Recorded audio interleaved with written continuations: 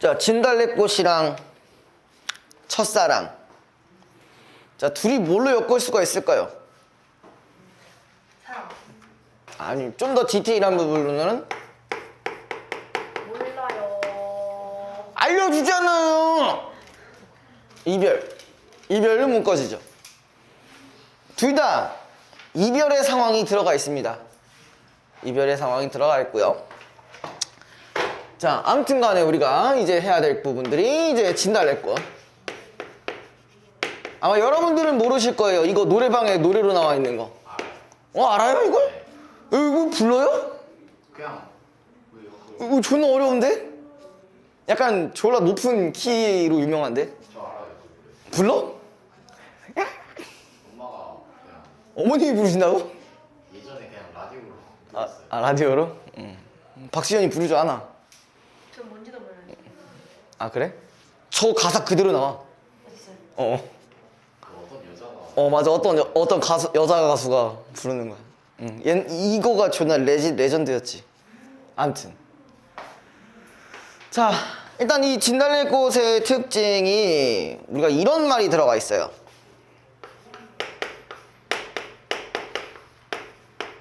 이런 말들이 들어가 있는데 전통적 율격이라는 말이 있어요. 전통적 율격. 이거는요, 최근에 우리가 고려가요를 배웠었나요? 가시리 같은 거? 가시리 배웠나 우리? 가시리 있고 버리고 가시리 있고 배웠나요? 실호줄 율격. 네. 그래서 전통적 율격이라고 해서 뭐랑 연결이 되면은 우리가 고려가요의 특징이랑 어느 정도 연결이 돼요. 그래서 아까 시연이가 얘기했던 뭐 이런 7호조 혹은 3, 4조 이런 게 들어갔다고 하는데 이거는 뭐냐? 글자 수를 얘기하는 거예요. 글자 수. 글자 수를 기준으로 얘기하는 거고. 그 다음에 또 뭐가 있을까? 자, 요거는요, 방금 글자 수를 기준으로 했다면은 이번엔 그렇죠. 3원부. 그렇죠. 삼음보가 3번 아니에요. 있을 수 있잖아요. 여기서는 아니라는 얘기지. 전통적 율격을 지금 얘기하고 있는 거니까. 왜 다른 그렇게 다른 나고 막 그래요? 그러지 마세요. 자, 아무튼 저기서 이 진달래꽃이라는 작품에서 말하는 이 전통적 율격은 고려가요랑 관련되어 있는 거니까 고려가요는 마찬가지로 삼음보랑 연결이 돼 있어요. 삼음보라는 건 말 그대로 뭐야? 세 번에 끊어서 읽는 거를 삼음보라고 하는 거죠. 삼음보라. 그럼 여기 보시면요. 자, 어떻게 읽어? 나보기가 역겨워 가실 때에는 이렇게 삼음보예요. 7, 5. 그와 동시에 그치 글자 수도 7글자 5글자 이렇게 되는 거예요. 되니? 그러니까 이거 둘 중에 하나가 쓰인다는 얘기예요. 7, 5조나 혹은 3, 4조로 쓰인다는 얘기예요. 됐죠? 자, 아무튼 간에 이제 봅시다. 처음 내용부터. 자, 처음에 어떻게 돼 있냐? 나보기가 역겨워 가실 때에는 이니까 일단 어떤 상황? 이별의 상황을 이별의 상황을 뭐 하고 있나? 이야기하고. 가정하고 있죠, 가정. 가실 때에는이라고 했잖아요. 가실 때에는. 그죠? 근데 여기에 대해서 얘가 뭐라고 대응을 하냐? 말없이 고이 보내드리우리라고 했어요. 이것이 바로 보내드린대요, 일단. 그러면 얘는요, 이별의 상황에 대해서 어떻게 반응하는 거야? 담담하게. 담담하게? 너무 교과서적인데? 그냥 쉽게 생각하면요. 이런 이별의 상황에 대해서 수용하고 있다는 거지. 그지? 그죠? 수용하고.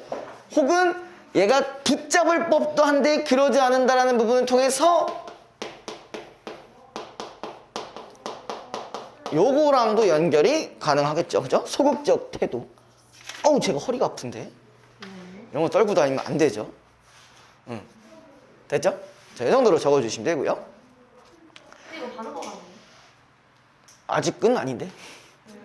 자, 그러면 그래 얘기 나온 김에 이거 한번 볼까요? 제가 요걸 말할 때 항상 하는 게 역설과 반어의 차이예요. 역설과 반어의 차이. 여기 역설도 있는 거 아시죠? 이제 역설과 반어의 차이는 역설은 딱 이렇게 나와 있어요. 자, 요걸 봐야 돼요. 그러니까 어떤 특정 표현 내에 플러스적인 부분과 마이너스적인 부분이 동시에 있어야 돼. 동시에 둘 다 있어야 돼. 예를 들어 여기는 어떻게 나와 있냐면은 이거야.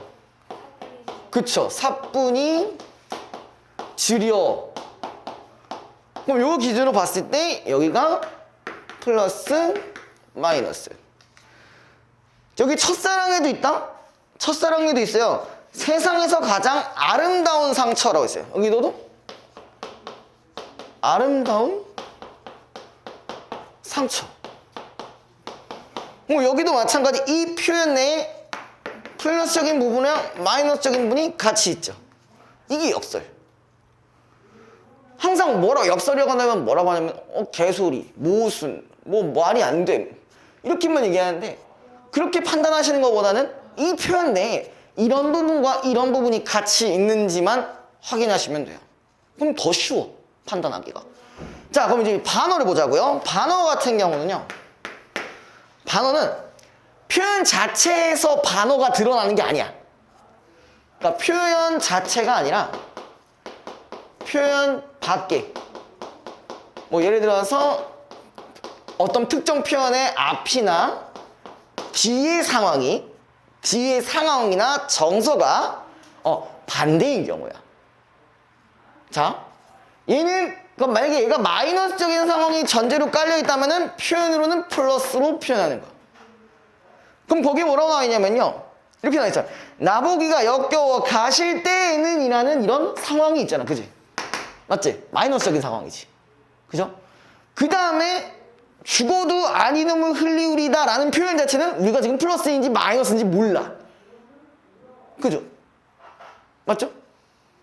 근데 적어도 눈물을 흘리지 않겠다는 우리가 플러스로 해석할 수가 있죠.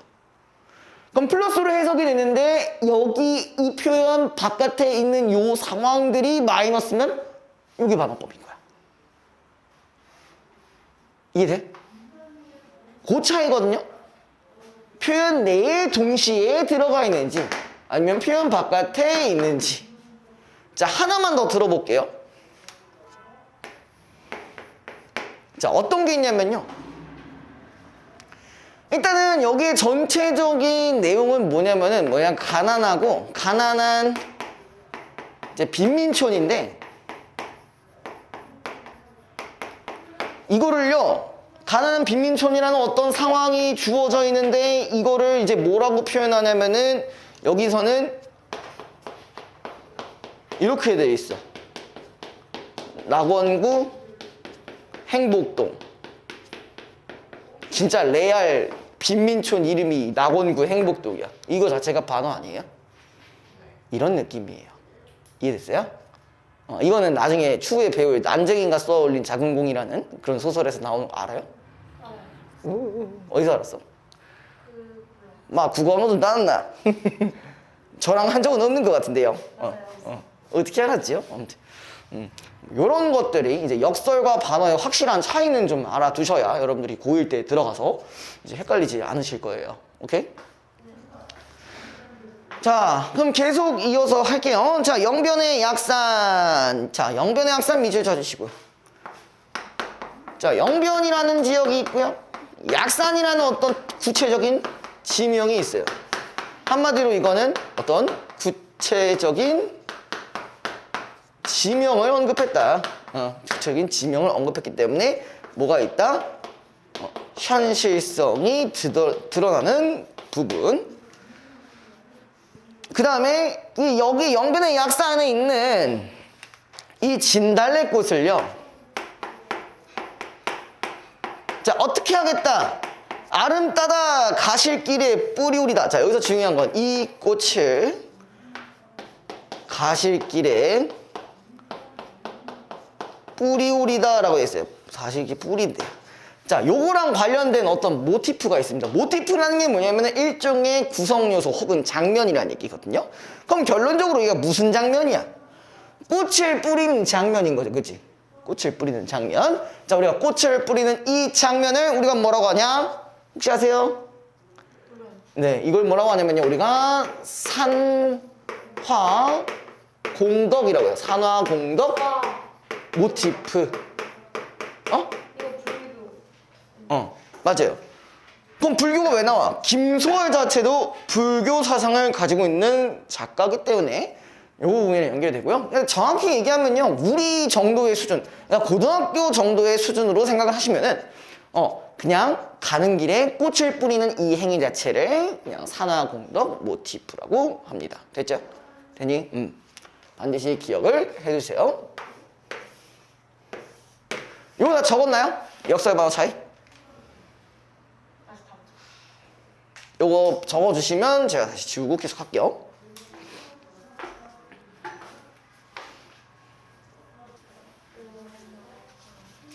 자, 그 다음에 이제 어쨌든 이별의 상황에 대해서 이제 전제가 되어 있다고 했었죠. 가시는 거는 노인 그 꽃을 사뿐히 지려밟고 가셔서, 아까 사뿐히 지려서 아까 적으셨어요? 역설? 네. 왜?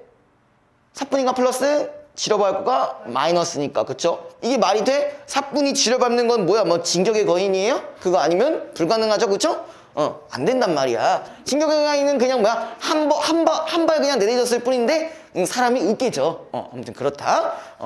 그럼 어쨌든 여기 보면요, 그럼 그런 역설법이 왜 들어가냐라는 걸 생각을 해보셔야 돼요. 자,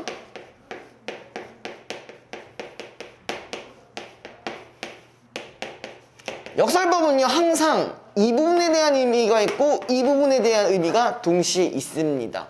그럼 사뿐이는 그럼 누구의 입장인 거야? 님의 입장에서는 사뿐이 그냥 밟고 가는 건데, 내 마음과 관련돼 있다면 어떻게 되는 거야? 내 마음 속으로는 지려밟는 것처럼 느껴진다는 거야. 이해됐죠? 이렇게 연결시켜 주시면 되고요. 내가 느낄 때는 지려밟는 거고, 남이 밟을 때는 사뿐히 받는다고 생각하는 거예요. 자, 그 다음에 마지막에 나보고 역겨워 가실 때에는 이라는 아까 마이너스적인 부분, 마이너스적인 상황이 분명 존재한다고 했었는데, 근데 죽어도 아니 눈물이라고 했어요. 아니 눈물 합치면 플러스 이렇게 되는 거잖아. 그럼 마이너스적인 상황에서 다시 플러스로 반납한다고 했으니까 이게 다시 뭐라고? 반환법이 되는 거고. 자, 이제 마지막으로 공통적인 부분들을 찾아볼게요. 저기 보면요, 자, 여기서 세 가지나 마지막에 뭐야, 각 행의 마지막 줄 부분은 세 번이나 뭐가 들어가 있어요? 우리다가 있어요. 이게 뭐가 되고 있다? 반복되는 거죠. 자, 우리가 반복법 같은 경우는 특히 범위를 보자고 했어요. 그러면은 이 우리다라는 식으로 나온다는 얘기는 뭐의 반복이다? 종결 어미가 반복된다는 얘기예요. 종결 어미가 반복. 종결 어미가 반복된다. 자, 그리고 또 어떻게 봐야 될까요? 자, 우리가 첫 번째 연과 네 번째 연 둘이 형태상 비슷하죠. 그쵸? 앞뒤가 거의 똑같아요. 한 구절만 빼고. 맞아요? 그럼 이런 거 우리가 뭐라고 하죠? 수미상관이라고 언급을 해줘야 되는데, 다만 하나가 더 들어가야 될 게 뭐야? 수미상관의 변용이라고 적어주시면 됩니다. 수미상관의 변용. 왜? 마지막 것만 좀 바뀌었기 때문에 이렇게 된 거겠죠. 됐나요? 이건 뭐 너무 쉽잖아. 자, 앞에 거 지우겠습니다.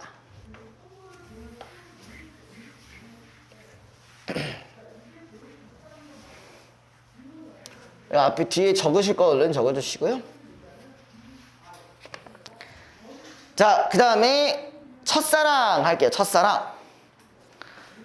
맨날 이제 첫사랑 나갈 때마다 항상 단골로 나오는 질문이 있죠. 쌤, 첫사랑이야! 이러면서 물어보는 게. 맨날 물어봐. 없어, 그딴 거. 첫사랑이 뭘 가지고 첫사랑을 얘기하는지 모르겠지만. 이미? 네. 벌써? 벌써 있다고? 네. 뭐야? 슈자니? 슈자니? 또 자니? 또 자니? 수환이는 무슨 생각하니?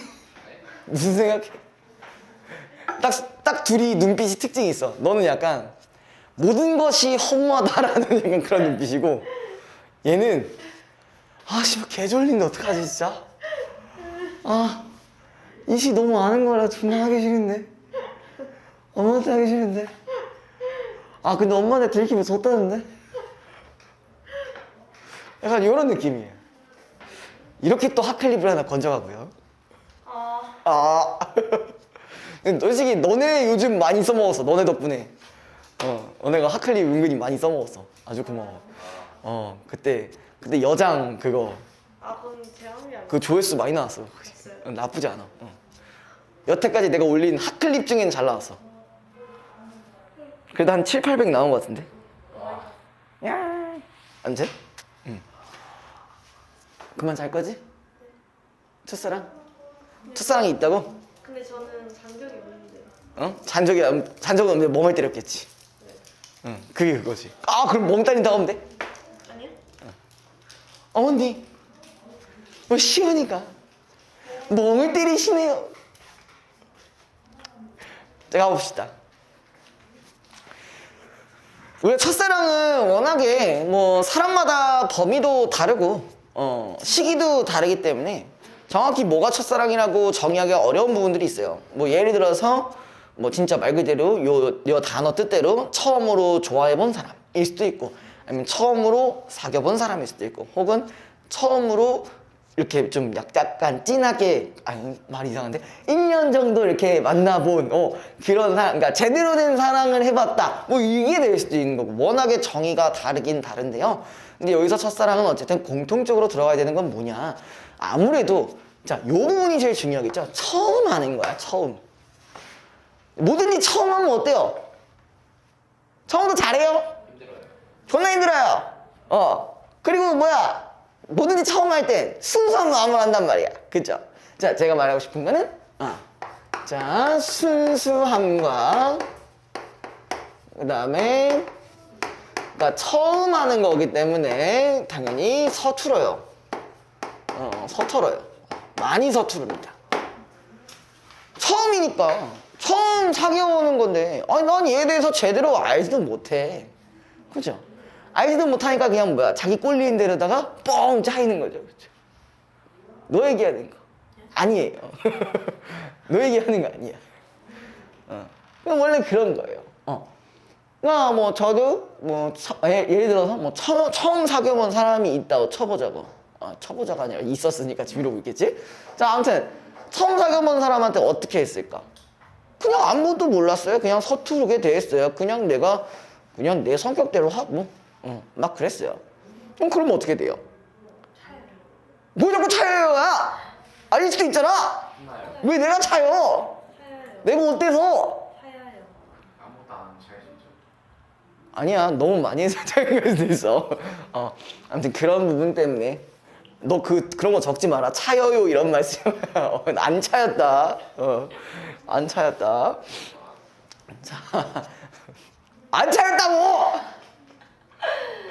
왜 그래? 합의해서 헤어졌어. 내가 찌질하게 이걸 얘기해야 돼? 자, 이제 볼게요. 네. 볼게요. 네. 선생님, 판사해주세요. 뭐 그러고 있어. 아니, 준하가 없으니까 뭔가 어, 조용한 게 어. 잠이 솔솔 오는 것 같고. 준나? 언제부터 둘이 친했다고? 친했어요. 그럴 리가 없는데. 저희 친해요. 그런 걸로 할게요. 자, 볼게요. 자, 흔들리는 나뭇가지에 꽃 한 편 피우려고 눈은 얼마나 많은 도전을 멈추지 않았으랴. 자, 여기서 주인공이 누구냐? 어떤 친구예요? 눈이라는 친구예요. 근데 눈이라는 친구를 한번 보면은 우리가 계절적 배경이 겨울이라는 걸 알 수가 있어요. 근데 이 눈이 뭔 짓거리를 하려고 한다고? 나뭇가지에 뭘 핀다고? 꽃 한 번 피우려고. 이 꽃이라는 건 뭐야? 뭐라고? 눈꽃. 자연 현상으로 생각하면 눈꽃이지. 그죠? 아니 원래 나뭇가지에 눈꽃이 피려면 그럼 눈이 얼마나 내려야 돼? 애지간해선 그 꽃 안 나오잖아요. 그쵸? 그러니까 그럼 여기서 꽃이라고 한다면요. 아까 이제 수원이가 얘기했던 대로 당연히 이게 첫사랑인 건 맞죠. 그죠? 맞죠? 자, 그러면서 얘가 지금 뭐라고 돼 있냐면은 눈은 얼마나 많은 도전을 멈추지 않았으랴라고 해요. 멈추지 않았으랴. 자, 일단 이 부분에서 볼 때는요. 눈이 도전을 했어요. 그럼 얘는 무슨 법? 눈이 도전을 해. 의인법. 와, 시연이의 눈가가 아주 촉촉하네요. 아주 하품으로 가득하셨나 보네. 아니 좀 눈이 뻘개요. 그냥 눈이 아파서 그런가? 그러다. 자, 아무튼 그 다음에 요 부분, 요 두 부분 보면은 멈추지 않았으랴라는 부분은 무슨 법? 서리법이죠. 한마디로 무슨 말이야? 야, 이거 첫사랑을 이루기 위해서 눈은 무수히 많은 도전을 했다라는 얘기겠죠. 되니? 자, 그 다음에 옆에 보시면요. 죄송합니다. 많이 덮어서 절반이 나가는 자, 그 다음에 두 번째 보시면은 싸그락싸그락 두드려 보았겠지. 자, 거긴 그냥 각각 밑줄 쳐주시고요. 싸그락싸그락 밑줄 쳐주시고 거기는 이렇게 음성상징어. 거기에 남부문까지도 밑줄 쳐주세요. 거기도 다 음성상징어. 좀 더 디테일하게 나눠주면 위에는 의성어, 그 다음에 밑에는 의태어. 그래서 아무튼 음성상징어를 통해 두드려 보았고 춤추었다라는 부분 자체가 이제 뭘 뜻하는 것? 도전을 뜻하는 것. 무수히 많은 도전을 뜻하는 표현이에요. 그 다음에 밑에 미끄러지고 미끄러지기 수백 번 계속 뭐의 연속? 실패의 연속. 저도 엄밀히 말하면 처음 사귈 때까지 무수히 많은 실패를 했었죠. 네, 저는 정확히 말하면 전 20살 때까지 아무도 사귀어본 적이 없습니다. 20살 때까지 모쏠이었단 얘기예요. 네, 뭐 어쩔 수 없죠. 내가 뭘 알길 알아야지. 그죠? 익숙하지 않았고. 그리고 저는 참고로 그때는 지금보다 10kg가 더 쪘습니다. 그리고 머리도 밀었어요. 빡빡이요? 네, 빡빡이요? 빡빡이요. 근데요? 아니요, 고등학교 때. 여러분들은 그럴 일이 없겠지만 저 때는 그랬어요. 단발 단발형은 아니고 두 발 이제 제한이 있었어요. 지금은 없지만 옛날엔 있었다. 딱 제가 마지막 세대예요. 나이가 예, 뭐 어차피 예상하셔도 상관없어요. 어차피 내 중반. 별새끼야. 뭐 언저리 하죠. 뭐 내년이면 30 중반이긴 하니까. 37. 수아 나가. 너랑 수업 못 하겠다. 나가! 이거 34시간이요? 아직 중반 안 됐다고. 그럼 셋. 32. 중반이 시무시 들어가야 중반이에요. 36. 둘밖에 안 됐다고. 제가 맞았네요. 일곱이래며. 마지막에 이라고 일곱이래며.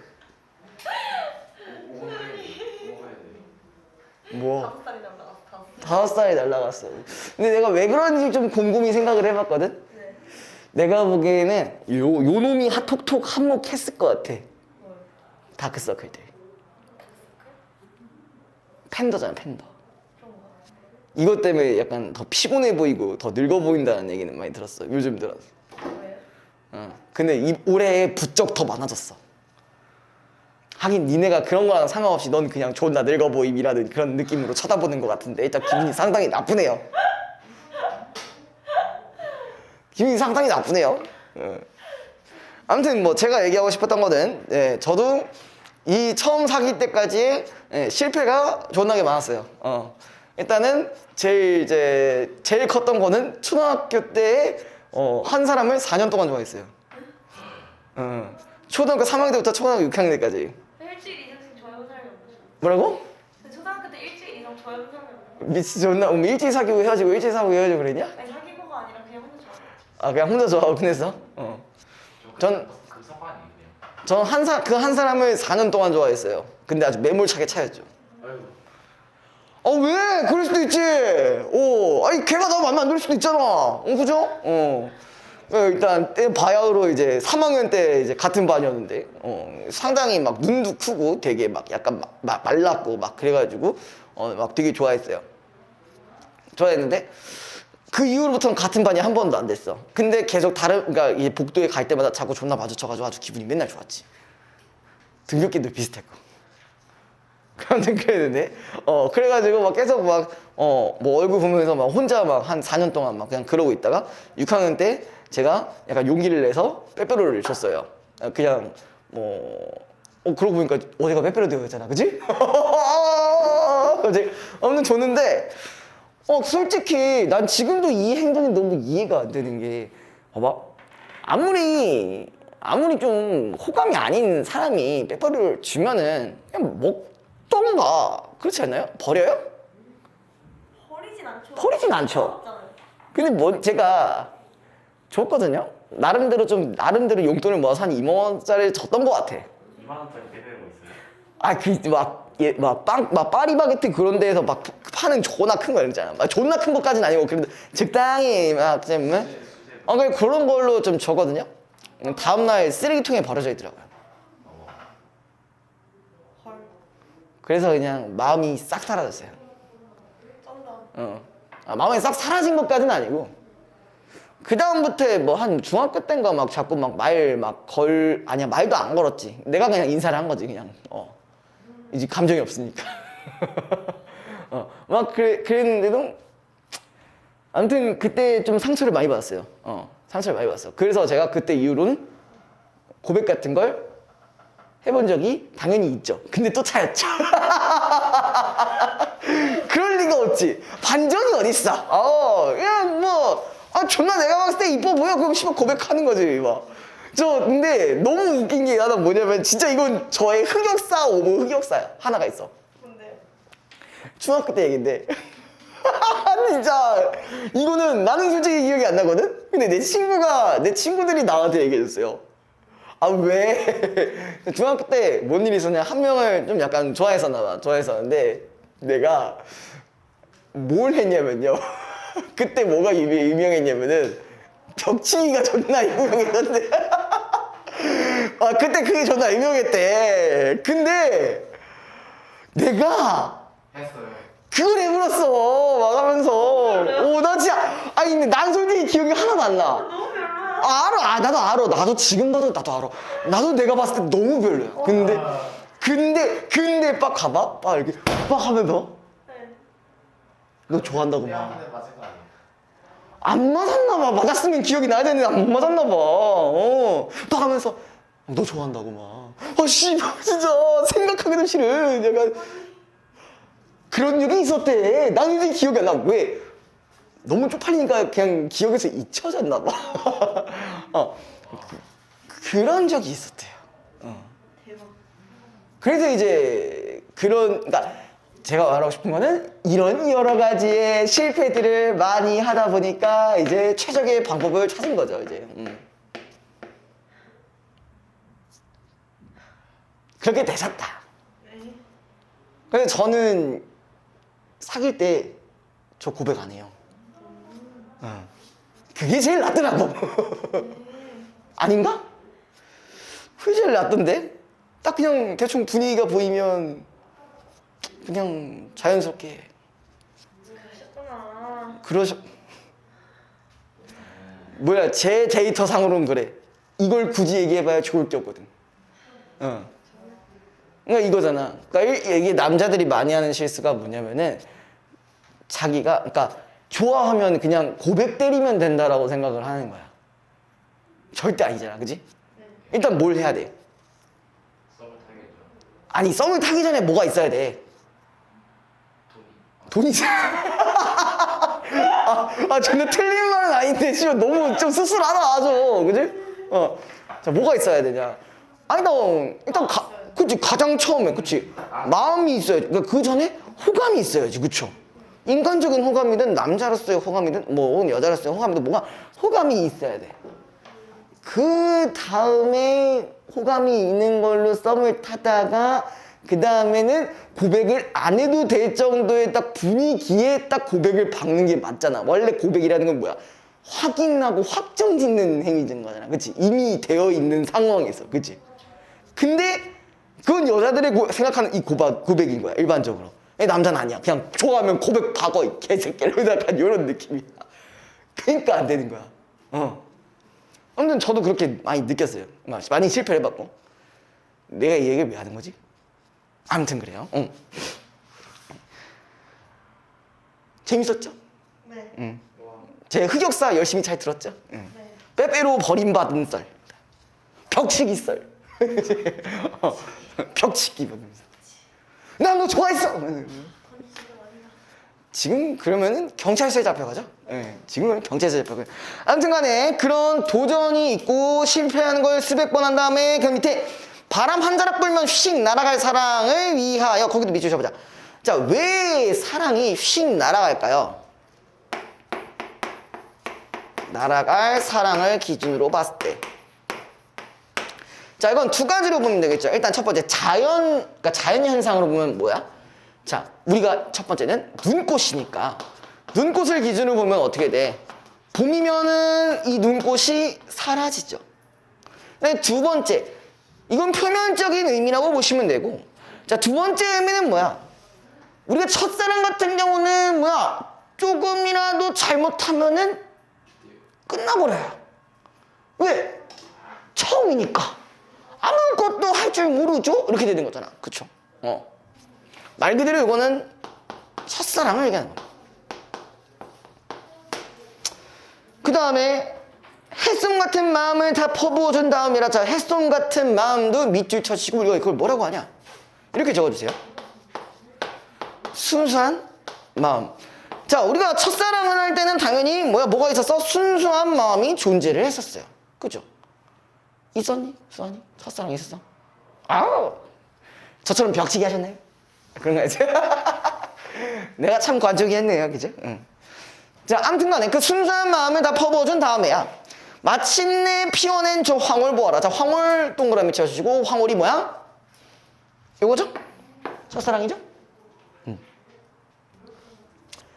자, 그 다음에 마지막이네요.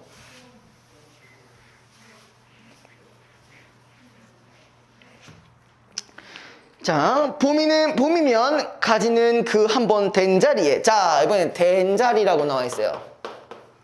자, 이거의 뜻이 뭘까요? 된 자리. 한 번 대인 자리야. 실패했던 곳이죠. 그리고 여기는 뭐가 된 거냐? 이미 이별이 된 상황이에요. 그죠? 맞아요? 첫사랑이 조금만 하면 막 이별하고 막 그런다 했었잖아요. 그죠? 그래서 이게 어떻게 된다고? 이게 어떻게 된다? 세상에서 가장 아름다운 상처를 터뜨린다.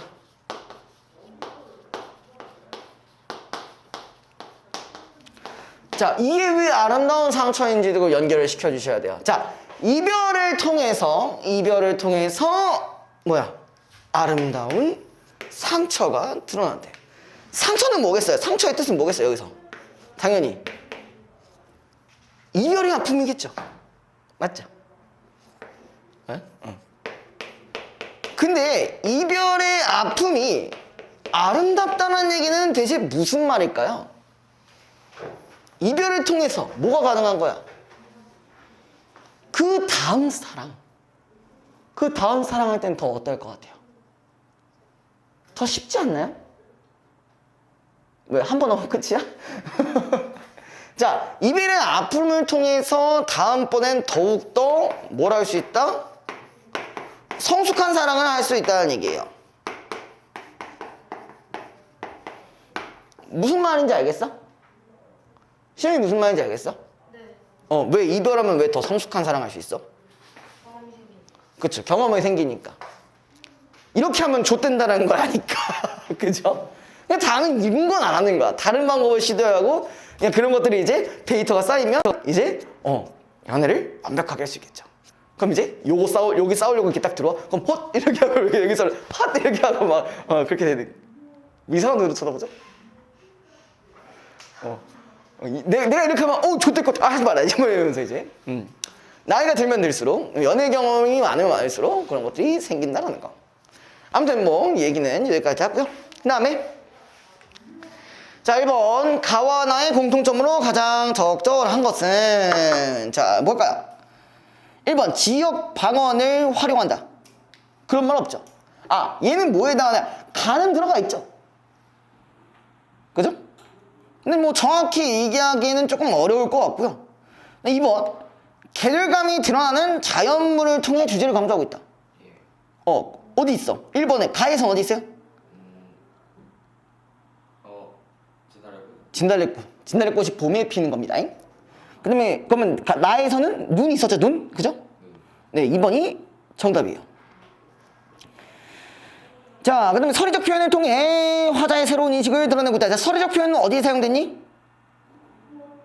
나에 사용됐죠? 그죠? 어디? 눈은 얼마나 많은 도전을 멈추지 않았으랴라는 부분. 그죠? 아니? 그 다음에 4번 청자와 말을 주고받는 방식. 이건 전혀 안 보이죠? 5번 명령적 오조 안 보이죠? 자, 2번 가의 표현상 특징에 대한 설명으로 적절하지 않은 것은 자 1번 반어적 표현을 통해 시적 의미 뭐 반어적 표현은 너무 쉽죠, 그죠? 근데 우리가 항상 이래요. 반어적 표현과 역설적 표현은 어디랑 연결되냐? 강조랑 연결시켜 주시면 돼요. 지안이 새벽 2시에 보낸다. 지안이 하지마. 얼마 안 남았어. 자, 2번 수미상관을 통해 형태적 안정감을 드러내고 있다. 있죠? 3번 색채 이미지의 대조를 통해 화자의 정서를 부각하고 있다. 있니? 색채 이미지? 색채 이미지는 안 보이네요. 3번이 정답입니다. 자, 그 다음에 3번 보기를 참고할 때 나에 대한 설명으로 적절하지 않은 것은 자, 이 시는 자연물인 나뭇가지에 눈이 쌓이는 풍경을 보고 쉽게 헤어질 가능성이 높은 첫사랑일지라도 그것을 이루기 위해서는 열정적인 마음과 인내와 헌신이 필요함을 제시하고 있다. 이를 위해 첫사랑을 이루기 위한 과정을 비유적으로 드러내고 있으며 자연의 순환적 질서를 바탕으로 첫사랑의 진정한 의미를 드러내고 있다 라는 건 이미 얘기를 했기 때문에 됐고요. 1번 볼게요. 많은 도전과 같은 비유적 표현을 통해 나뭇가지에 눈이 쌓이는 풍경을 형상화하고 있다는 것은 맞는 말이겠네요. 그죠?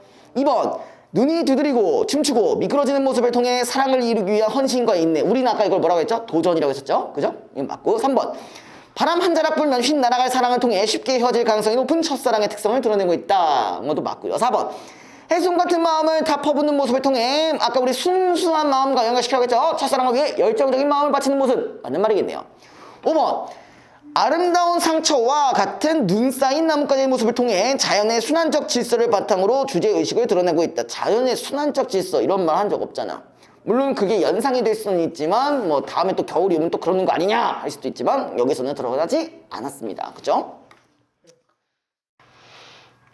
일단 장마 들어봤어요? 아니요. 처음 들어봐요?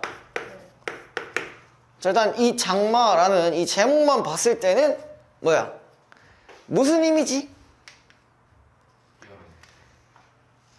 비가 내리니까 하랑적? 하강적 이미지예요. 하강적 이미지고요. 이미 이 하강적 이미지라는 부분에서 갈등이라는 게 생기는데 이 갈등은 이제 시대적 배경을 생각해 봤을 때 언제냐면요. 6.25 전쟁이에요. 6.25 전쟁. 자, 어떤 갈등이 있었냐? 크게 두 가지 부분이에요. 할머니 쪽이랑 근데 외할머니 쪽이야. 그래서 외할머니 쪽의 아들은 이제 어디냐? 국군이에요. 국군 소속이에요. 여기 같은 경우는 이제 공산당 쪽이에요. 아들이. 자, 일단 이것만으로도 충분히 갈등이 생길 수가 있겠죠. 왜? 여기가 민주주의니까요. 맞죠? 맞지? 6.25 전쟁이 왜 일어났을까요? 이런 사상들의 충돌에 의해서 일어난 거란 말이죠. 이걸 우리가 뭐라고 하냐면요, 이데올로기의 충돌이라고도 합니다. 그래서 이 둘이, 일단 얘는, 여기에 있는 이 아들은요 이미 전사를 한 상황이고요, 여기에 있는 아들은 행방불명이 된 상황이에요. 행방불명이 된 상황. 자, 그러다 보니까 이제 이걸로 이제 갈등이 일어난 거야. 삼촌이 계속 안 돌아오니까 할머니가 돌아올 거야. 반드시 돌아올 거야. 그냥 빨리 막 맞이할 준비를 해라. 막 이러면서 막 갈등을 세우고 막 그랬어요. 근데 사실 여기에서의 서술자는 누구냐면요, 이때 당시에 서술자는 상당히 어린아이입니다. 어린아이고요, 1인칭 주인공 시점이에요. 자, 요걸 잘 생각해 봐야 돼. 잠깐만. 주인공이 아니라, 여기서는 정확히 이제 할머니를 기준으로 보기 때문에 관찰자로 봐야 돼요. 죄송합니다. 관찰자로 봐야 돼요. 자, 이걸 잘 보셔야 돼. 자, 어린아이의 서술자라는 특징이 뭘까?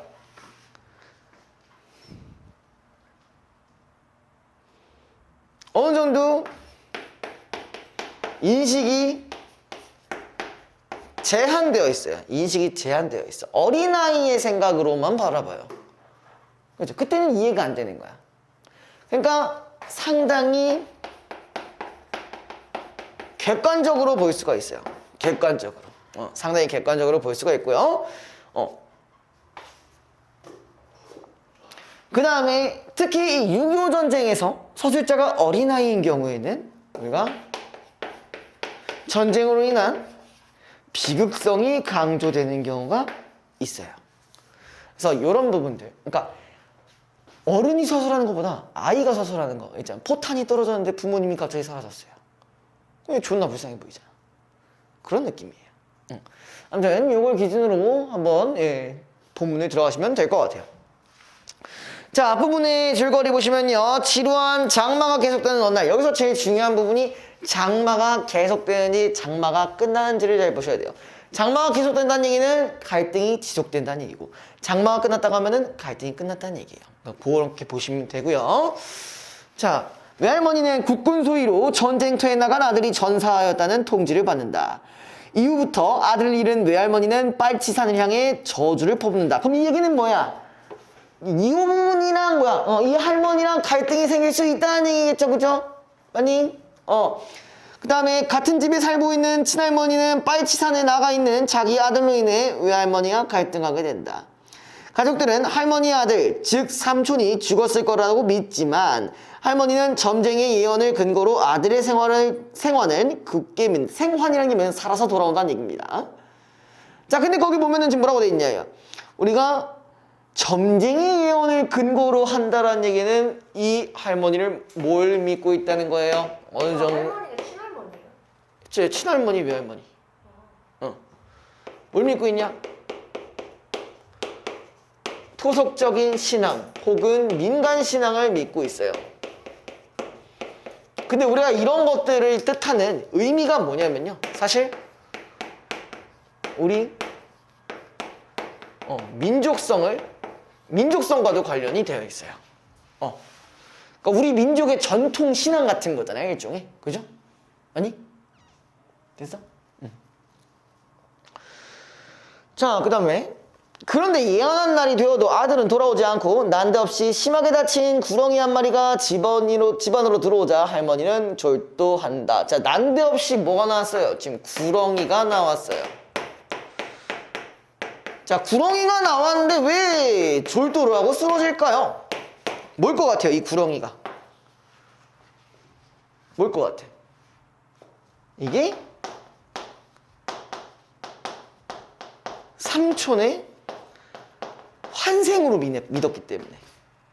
그럼 환생을 했다는 얘기는 뭐야? 이미 죽었다는 얘기랑 다름이 없잖아. 그러니까 할머니가 쓰러진 거야. 되니? 여기서 말하는 삼촌이 외할머니의 아들인 거죠? 친할머니 아들. 그럼 자기 아들이 죽었다 생각하는 거예요? 빨치산에 외할머니 아들은 이미 죽었어요.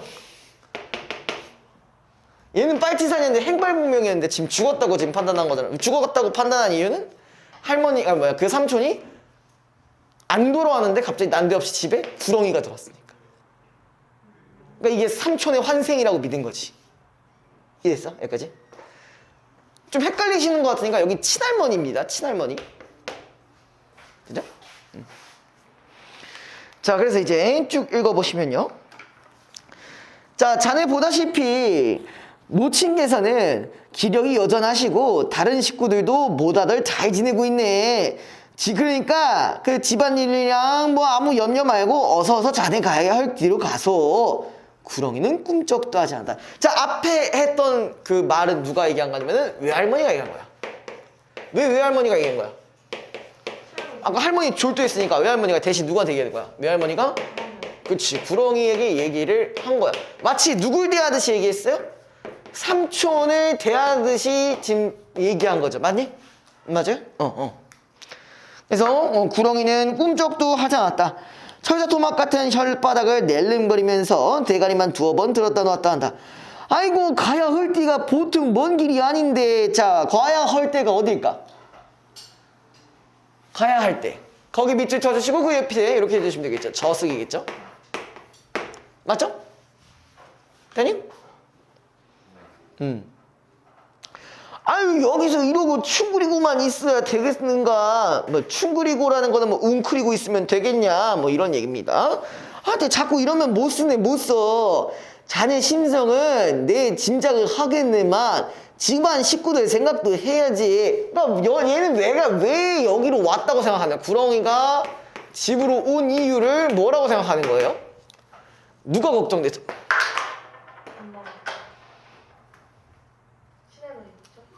그러니까 가족이 걱정돼서 온 거겠죠?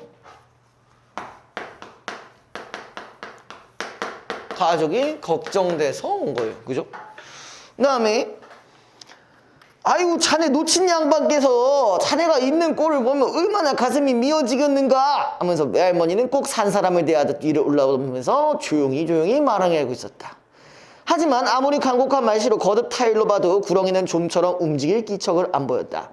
이때 울바다여 너머에서 어떤 아낙네가 뱀을 쫓는 묘방을 일러주었다.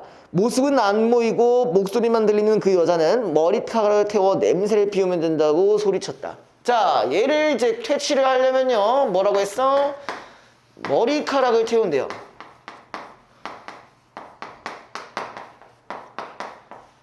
머리카락을 태우면 된대요. 그래서 외할머니의 지시에 따라서 나는 할머니의 머리카락을 얻으러 안방으로 달려갔다. 사실 그냥 머리카락만 태우면 도망가는 거예요. 근데 자, 아무튼 이게 뜻이 좀 있어요. 할머니는 거의 시체나 다름이 없는 뻣뻣한 자세로 자리에 누워 있었다. 숨은 겨우 쉬고 있다 해도 아직도 의식을 되찾지 못한 채였다.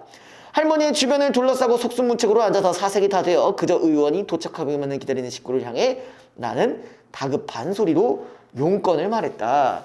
자, 이게요, 얘를 퇴치하는 방법이 머리카락을 태우는 건데 요게 두 가지의 의미가 있습니다. 근데 정확히 여기서는 여기서 주인공은 누구의 머리카락을 태웠냐? 할머니의 머리카락을 태웠어요. 그럼 두 가지의 의미가 있겠죠. 표면적 의미는 뭐겠어요? 야, 머리카락 태우면은 무슨 냄새 나는지 알아요? 그러니까 단백질 탄 냄새가 난단 말이야. 노린내 막 이상한 냄새 난단 말이야. 그죠? 그래서 일단 뭐야? 기본적으로 뭐 화학적인 작용으로 퇴치를 하는 거겠죠. 아이가 표면적으로는 맞잖아요. 아니 왜? 아니야? 맞잖아. 표면적으로는 이거 맞아. 화학적인 작용이에요. 그러니까 예를 들어서 이런 냄새가 나기 때문에 이게 나가는 거 아니야. 그렇죠? 근데 두 번째 같은 경우는 뭘로 해석이 가능할까? 할머니의 머리카락이니까 이제 뭐야? 이걸 통해서 뭘 알게 되는 거야? 가족의 안부를 알게 돼서 나가는 거지. 이게 두 가지로 해석이 가능한 거지. 그러니까 예를 들어서 아까 구렁이를 삼촌이라 친다면요, 구렁이가 뭐야? 가족이 그리워서 온 거 아니야. 그죠? 그러면은 뭐야? 가족이 그리우니까 그 가족의 흔적을 주면은 안부를 이제 알았으니까 다시 돌아간다라는 건 또 믿음이 있는 거죠. 이 부분에 대한 믿음은 뭐랑 연결되어 있냐? 어떤 민간 신앙에 대한 믿음이겠죠. 민간 신앙에 대한 믿음. 여기에 대한 믿음이니까 이렇게 적어주시면 될 것 같아요. 그래서 이제 그 다음에 중략 부분 넘어가서 아이고 자네 오면 줄라고 노친께서 여러 날 들여 장만한 것일세 그 먹지는 못할 멍정 눈욕이라도 하고 가서 그게 뭐냐면은 삼촌을 위해서 약간 상 같은 걸 차려놨다. 밥상 같은 걸 차려놨어요. 다 자네 놓친 정성 아닌가? 내가 자네를 쫓으려고 이러는 건 아니네. 그것만은 자네도 알아야 하네. 그 남새가 나더라도 너무 섭섭다 생각 말고 집안일이랑 아무 걱정 말고 먼 걸음 부디 가난히 가서 이야기를 다 마치고 외할머니는 불씨가 담긴 그릇을 헤집었다. 그 위에 할머니의 흰머리를 올려놓자 지글지글 끓는 소리를 내면서 타오르기 시작했다. 단백질을 태우는 노린내가 멀리까지 진동한다. 그러자 눈앞에서 벌어지는 그야말로 희한한 광경에 놀라 사람들은 점화가 탄성을 올렸다. 그럼 이때만 해도 뭐야? 민간신앙이 조금 더 사람들이 많이 믿고 있었다라고 보면 되겠죠. 그쵸? 외할머니가 아무리 타일러도 그때까지 꿈쩍도 안 하고 그토록 오랜 시간을 버티던 그것이 서서히 움직이기 시작했다. 감나무 가지를 친친 감았던 몸뚱이가 스스로 풀리면서 구렁이는 땀바닥으로 툭 떨어졌다. 떨어진 자리에서 잠시 머뭇거린 다음 구렁이는 꿈틀꿈틀 기어 외할머니 앞으로 다가왔다. 외할머니가 한쪽으로 비켜서면서 길을 터줬다. 그러니까 딱 요 얘기예요. 표면적으로 이거 화학적 작용 내가 이걸 왜 하고 있는지 모르겠지만 이게 있었고 우리가 문학적으로 해석했을 때 문학적으로 했을 때는 요거랑 관련이 있다라는 거 그죠? 됐어요? 자, 그 다음에 우리 내용은 쉬웠습니다. 네. 그래서 자 1번 보시면요. 위클의 서술장 특징으로 가장 적절한 것은 자 1번 과거 현재를 대비한 부분들은 뭐 보이지 않았죠. 그다음 2번 빈번한 장면의 전환도 안 보였죠. 주된 장면은 뭐였어요? 구렁이가 나타나고 출연했던 그런 자리였겠죠. 그다음에 3번 작중 인물이 관찰자의 입장에서 다른 인물의 행위를 드러내고 있다. 이게 지금 정답이거든요. 아까 얘기했던 1인칭 관찰자 시점. 근데 아까 뭐까지 중요하다고 했죠? 아이가 어린아이가 서술자라는 거를 좀 더 주목을 해주셔야 됩니다. 수원이 4번이라 했었네요. 3번. 감각적인 묘사가 뭐 있다라고 보기엔 좀 어려웠고요. 구체적 지명도 안 보였고요. 자, 2번 기억 미음에 대한 설명으로 적절하지 않은 것은 기억 상대방을 안심시키기 위해 현재의 상황을 사실과 다르게 진술하고 있다. 식구들을 모두를 잘 지내고 있는 게 아니라 할머니 지금 좆됐잖아, 그지? 그 다음에 2번 자 삼촌의 이기적인 태도가 가족의 고통을 야기했음을 강조하고 있다. 뭐야? 그런 얘기는 아니잖아. 삼촌의 이기적인 태도가 어떻게 알아? 그거 모르는 부분이잖아, 그죠? 2번이 정답이겠네요. 자 3번 부분 보기를 좀 보고 넘어가겠습니다. 3번 장마의 시간적 배경은 전쟁 동안의 장마철. 거기 위주 쳐보자. 전쟁 동안의 장마철. 두 할머니 사이의 갈등은 장마와 더불어 시작되고 장마가 끝날 무렵 해소되는 것으로 그려지고 있다. 제가 아까 얘기했죠. 장마가 오고 그치고 그게 되게 중요하다고 그랬어요. 그죠? 아니? 자, 그 다음에 한편 작품 속에서 할머니들의 화해 과정은 전쟁이 원인이었던 거기 밑줄 이데올로기의 대립과 그 해소 가능성을 상징하는 것으로 볼 수 있다. 그 다음에 밑줄 보시면은 소설 속에서는 토속적이고 샤머니즘적 세계관을 바탕으로 한 상징적 가짜 장치가 아까 이거 뭐라 했어요? 민간신앙 제가 아까 연결한 거 부분이랑 하면 되겠죠, 그죠? 갈등 해소의 계기로 작용하고 있으며 이는 민족 간의 대립 역시 전통적 정서를 바탕으로 극복할 수 있음을 암시하는 부분으로 볼 수 있다. 보시면 될 것 같아요. 그러니까 뭐야? 지금 어쨌든 간에 6.25 전쟁은 뭐에 일어났어? 이데올로기의 대립, 이데올로기의 충돌로 일어나는 거잖아, 맞니? 그랬는데 이거 마찬가지 역시 뭘로 끝낼 수 있다? 우리 민족적인 전통적 정서를 바탕으로 극복할 수가 있다라는 부분. 자 1번 볼게요. 작품의 제목인 장마는 가족 간의 갈등과 더불어 민족 간의 대립 상황을 상징적으로 보여주는 소재다. 충분히 이해가 되는 선지겠죠. 맞아요? 2번 민족 간의 대립이 전통적 정석으로 바탕으로 극복될 수 있음을 외할머니의 말을 통해 직접 드러내고 있다. 직접적으로 드러내고 있다라고 보기엔 조금 어려워요. 그쵸? 그냥 간접적으로 삼촌을 챙겨주고 있는 이 부분을 통해서 갈등이 해소될 수 있다라는 거지 직접적으로 한 부분들은 없습니다. 그래서 2번이 정답이고요. 3번 두 할머니가 대립하다가 화해에 이르는 과정을 통해 민족 간의 대립을 해소할 수 있는 방법을 상징적으로 드러내고 있단 말이 졸리세요? 아니 두 할머니가 언제 대립했어? 네? 앞부분에 줄거리 있잖아요. 거기 있잖아요. 그 다음에 4번 할머니의 하는 거예요? 해소할 수 있는 방법이라고 있잖아. 그냥 두 할머니. 그러니까 할머니가 뒤에 내용까지 얘기를 해주면요, 할머니가 졸도한 상황에서 이 구렁이를 잘 내보냈잖아. 그치? 네. 그러다가 할머니가 그 친할머니가 나중에 깨어나요. 깨어났는데 이 구렁이 왔던 얘기를 다 들은 거야. 그래가지고 아유 고생했어요 뭐 이러면서 하다가 갈등이 끝나요. 원래는 갈등을 하고 있었던 상황인데, 아까 있었잖아, 외할머니는 국군인데 전사했잖아. 근데 누구 때문에 죽었을 확률이 커? 빨치산 때문에 죽었을 확률이 크니까 할머니 자꾸 저주했잖아. 기억나? 그랬었고, 그렇게 갈등이 해소되자마자 며칠 안 돼서 할머니는 돌아가셔요. 됐어요? 이해됐어? 그 다음에 4번 할머니의 머리카락은 토속적이며 샤머니즘적 세계관이 관영된 소재. 구렁이의 원한을 풀어주는 매개체 역할을 하고 있다. 여기 부분 연결되겠죠, 그쵸? 5번 외할머니는 원한을 품고 죽은 사람은 저승으로 편히 가지 못한다는 무속 시간에 기반하여 구렁이를 삼촌의 현신으로 믿고 있다. 그것도 맞는 말이겠죠. 그치? 아까 삼촌이 환생한 거라고 했잖아. 저승에 못 가고. 그치? 먼 길 가는 거 저승 가는 거라고 했잖아. 근데 왜 원하는 무슨 원한을 보는데? 무슨 원한을 보는데? 삼촌. 그건 나도 모르지. 근데 왜? 그러니까 전쟁 중에 죽었잖아. 전쟁 중에 죽었으면 원한을 품고 죽었다고도 볼 수가 있는 거겠지.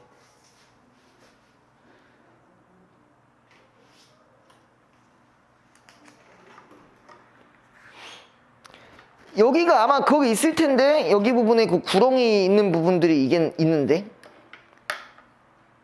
어디 가냐.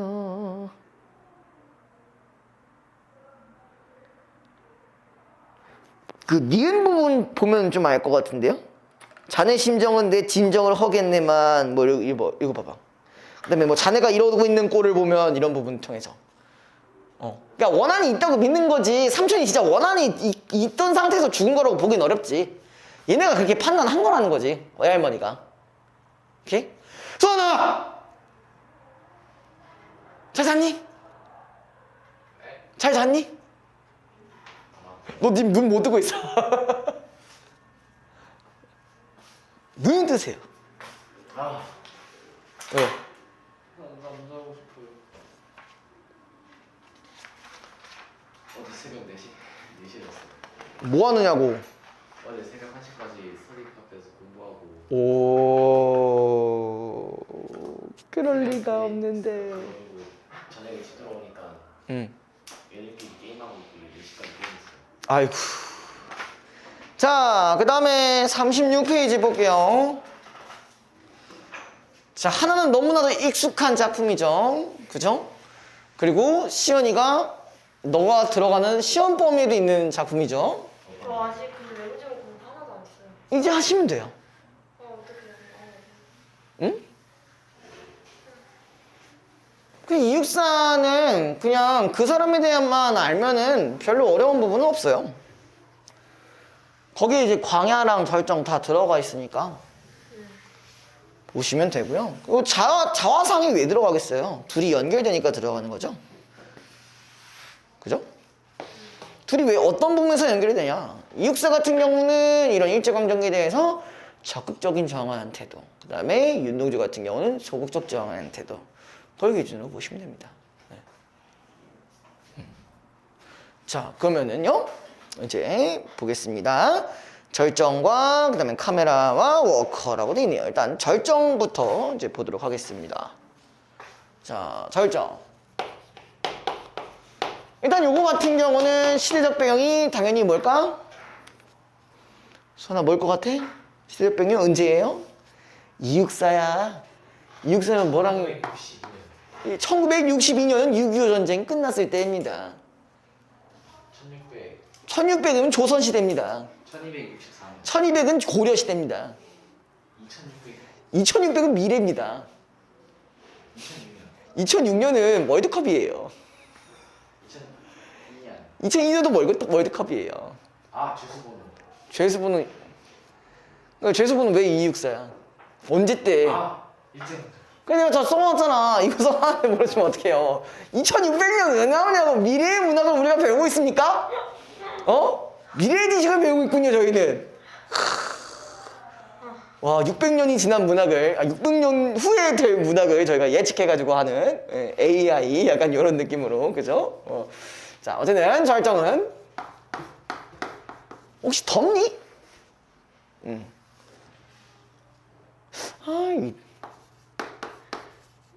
일제강점기랑 관련이 되어 있고요. 일제강점기는 당연히 무슨 현실?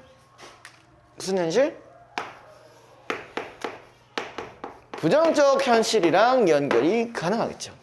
맞죠? 많이? 자, 그럼 부정적 현실에 대해서 아까 제가 얘기했지만 이육사 같은 경우는 어떻게 저항을 했다? 적극적인 태도로 저항을 했다 라는 걸 반드시 기억을 해주시기 바랍니다. 자, 그래서 이제 본문 보면요, 매운 계절에 채찍에 갈겨 밑줄 쳐보자. 매운 계절이면 언제겠어요? 매운 계절이 언제일까? 어떨 때 매울까? 더우면 매워? 여기서의 매운 계절은 겨울이, 그쵸? 겨울이에요. 자, 우리가 겨울이라고 했으니까 당연히 뭐랑 연결되는 부정적 현실이랑 연결이 가능. 부정적 현실이라면은 일제강점기랑 연결이 가능. 근데 그냥 그런 것도 아니고 뭐에 갈겨서 채찍에 갈겨라고 했어요. 갈겨. 채찍에 갈겨. 내가 처음 맞았어. 그래서 뭐래? 마침내 북방으로 휩쓸려오다. 갈겨져서 북방으로 휩쓸려 왔어요. 그럼 이 얘기는 뭐냐? 내가 이 북방 쪽으로 피난을 간 건데 뭐 때문에? 어쩔 수 없이, 그지? 어쩔 수 없이 피난을 간 거겠죠, 그죠? 이걸 피하려고 하다 보니까 여기까지 온 거죠, 그죠? 아니, 자, 여기서 중요한 거, 이 북방이라는 공간 잘 기억을 해두셔야 돼요. 자, 이거 같은 경우는 우리가 이렇게도 얘기를 합니다. 처음 들어보는 얘기일 수 있어요. 수평적 한계라는 말이 있어요. 북방이 대충 어디예요? 둘 중 하나겠죠. 어디랑 어디? 북에 있는 땅 뭐가 있어? 북한 말고 중국 아니면 러시아죠. 근데 그거 이외에 더 갈 수 있어요? 더 갈 수 있는 데 있어요? 대륙 이론 보면, 그죠? 갈 수가 없죠. 그래서 우리가 그 넓은 땅임에도 불구하고 그런 한계가 있다는 거야. 그래서 이걸 수평적 한계라고 얘기해요. 되니? 됐어? 자, 그 다음에 그 밑에 하늘도 그만 지쳐 끝난 고원. 자, 여기서도 봐야 될 게 고원이에요. 자, 아까까지는 수평적이었어. 수평적 한계에서 끝났지만 고원은 뭐야? 높은 곳이죠. 그쵸? 높은 곳이니까 요거는 뭐라고 적어줘야 되냐? 수직적 한계라고 하시면 돼요. 수직적 한계. 왜? 더 이상 올라갈 데가 없어. 되니? 자, 그 다음에 그 밑에 이 부분도 밑줄 서리빨 칼날진 그 위에 서다. 서리빨 칼날만 밑줄 쳐주자. 그러니까 이게 뭐야? 고원에서 플러스 서리빨 칼날 그 한 조그만 데밖에 없는 거야. 근데 여기 답지다 처음 배웠죠? 다 있는데? 아니요. 그래서 여기 같은 경우도 여기는 뭐라고 봐야 되냐? 수평 더 이상 아예 디딜 곳 자체가 없는 서리빨 칼날이기 때문에 수평 플러스 수직적인 한계예요. 그러면 전체적인 개념으로 봤을 때는 우리가 뭐라고 볼 수 있냐? 점점점 작아지니까 뭐랑 연결이 가능해요? 정치. 그렇죠. 정층법 혹은 정층적 표현이라고 볼 수 있겠네요. 되니? 됐어? 근데 지금 이미 어떤 상황이야? 존나게 좆된 상황이란 말이에요. 매우 절망적인 상황이고 극단적인 상황이에요. 그래서 뭐라 하냐? 이런 뭐야 어디다 무릎을 꿇어야 하나 한 발 제겨 디딜 곳조차 없다. 더 이상 도망갈 수 있는 곳이 없어. 내가 계속 휩쓸려 와서 여기 북방에 가다 거기서도 고원에 거기서 서리빨 칼날 위에 서 있는 거야. 상당히 극한 상황에 해당하는 부분이에요. 그래서 뭐라니? 이름에 눈 감아 생각해 볼 때. 자, 이런 상황에서 내가 뭐야 생각할 수밖에. 눈 감아서 생각해 볼 수밖에 없어요. 그러면서 마지막에 나오는 게 지금 뭐냐면은 이렇게 돼 있어요. 겨울은 뭐야? 강철로 된 무지개인가 보다라고 하고 있어요. 자, 여기도 봐야 되는 게 이 강철이랑 무지개는 이미지가 같냐? 다르죠. 강철은 뭐야? 뿔마? 마이너스? 플러스? 뭐로 보는 게 좀 낫겠어? 겨울이잖아. 겨울에 강철은 어때? 졸라 차가워요. 손 얼어붙는 경우도 있어. 마이너스. 무지개는 플러스가 되겠죠. 이미 여기서 뭐가 드러나요? 저게 역설이에요? 어? 이게 역설이에요? 네. 역설이요. 역설이요. 그러니까 강철로 된 무지개라는 얘기는 뭐야? 이런 부정적인 현실 속에서도 이게 뭐라는 거야? 희망이 있다라는 거죠. 이 희망이라는 거 자체가 뭐에 대한 희망이야? 그렇죠. 독립에 대한 희망인 거지. 맞죠? 대현이 뭐 잘 이해 안 되는 거 있어? 있는 거 같은 눈빛인데? 어? 괜찮아요. 괜찮아요?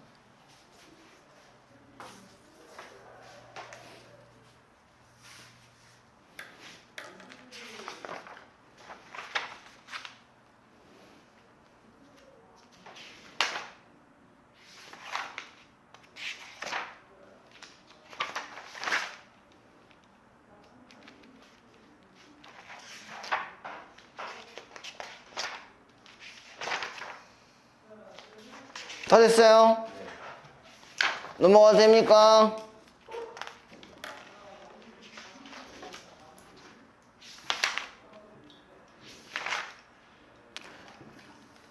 자, 시원이 뭐 잘 안 되는 거 있어? 넘어가도 돼? 네. 자, 넘어갑시다. 자, 카메라와 워커라는 제목인데요. 일단 한번 보도록 합시다. 이거 아마 박완서 작품이면 아마 소설일 확률이 큽니다. 혹시 모르니까 배경을 좀 보시려면요. 3번 문제에 있는 보기 좀만 보고 가겠습니다. 자, 나에서 주인공 나는 6.25 전쟁으로 오빠와 올킬을 잊고 밑줄 쳐보자. 전쟁으로 뭘 잃었어? 혈육을 잃었어요. 그죠? 혈육을 잃었어. 맞죠? 아니, 조카가 안정적이고 무난한 삶을 살기를 바라며 조카를 부양한다.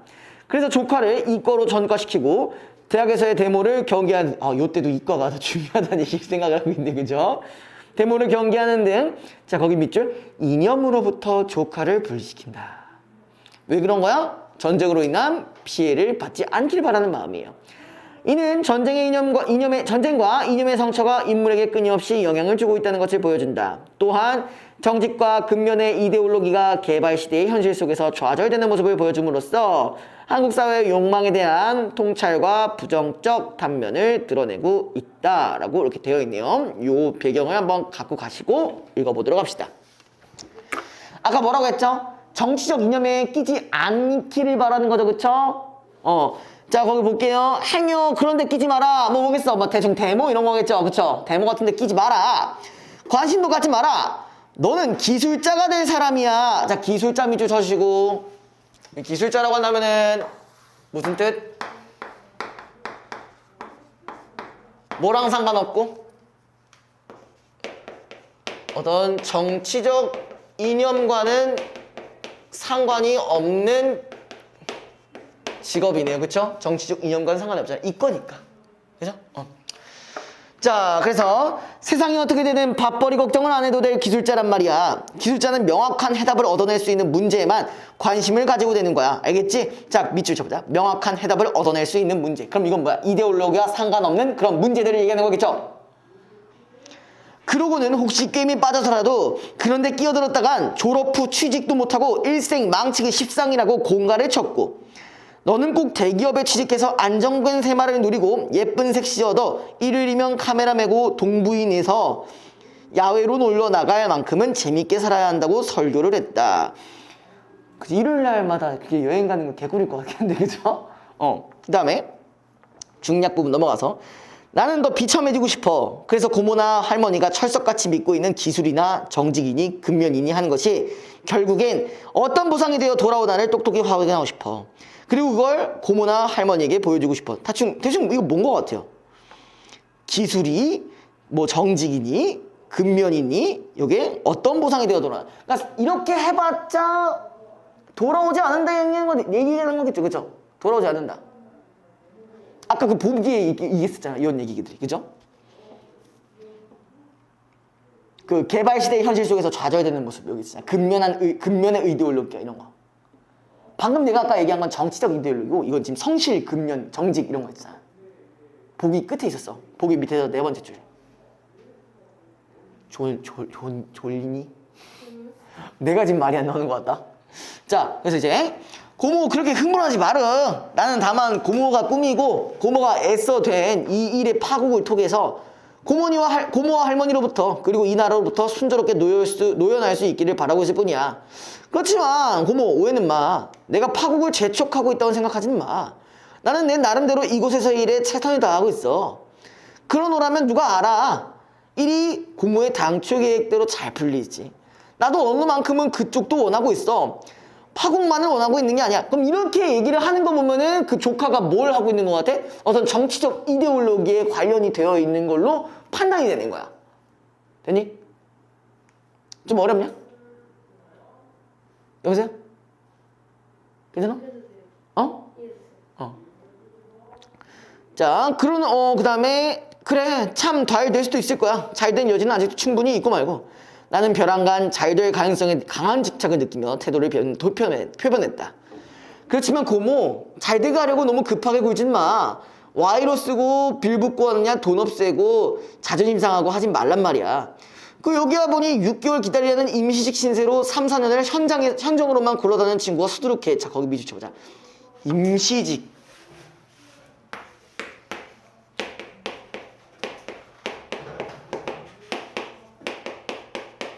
현장에서만 3, 4년을 일하고 있대요. 이 얘기는 뭐야? 한마디로 정규직이 되지 않았다는 거지. 이건 뭐야? 누구의 길이냐? 기술자의 삶인 거잖아. 기술자로 산다고 해서 정규직으로 되지 못할 수도 있다는 얘기라는 거죠. 그러니까 아무리 근면하고 아무리 성실하고 아무리 정직해도 안 된다는 얘기지. 그죠? 임시직인 봉급 조금 주고 일요일도 없이 부려먹고 책임은 없고 얼마나 좋아. 회사 측으로서는 훌륭한 경영 합리화지. 그러면은 이거는 어떻게 보면은 뭘 비판하는 부분이야? 개발 시대의 어떤 그런 이제 회사를 이제 비판하는 모습이라고 볼 수가 있는 부분이겠네요. 됐니? 됐어? 1번. 자, 기억과 니은에 대한 설명으로 가장 적절한 것은 기억은 뭐였냐? 고원. 니은은 어딨니? 이 니은은 이곳이라고 되어 있어요. 이곳. 자, 기억은 화자가 머물러는 곳. 일단 아니네. 그지? 패스. 그 다음에 2번 화자가 깨달음을 얻는 곳도 일단 아니야. 그지? 패스. 3번 화자의 긍정적인 인식도 아니야. 왜? 수직적 한계니까. 패스. 4번 화자가 이상적 세계. 여기도 아닌 거네. 일단 5번이 제일 적절해 보여. 외부 요인에 의해 자리 잡은 곳까진 맞아. 그럼 이제 니은을 봐야겠죠. 이곳에서의 일에 5번 기준으로 봤을 때 니은은 훈이가 자신의 의지로 머무르는 곳이다. 그리고 현장으로 들어가긴 들어갔죠. 그죠? 그래서 5번이 정답이겠네요. 그다음에 2번 가에 대한 설명으로 적절하지 않은 것은, 자 여기서 봐야 되는 거는 뭐냐면요, 얘네들의 공통점은 다 오다, 서다, 없다, 보다 이런 식으로 단정적 어조를 가지고 있어요. 단정적 어조. 단정적 어조라는 거는 어떤 효과가 있냐면은 약간 딱딱하게 말하는 거잖아요. 그죠?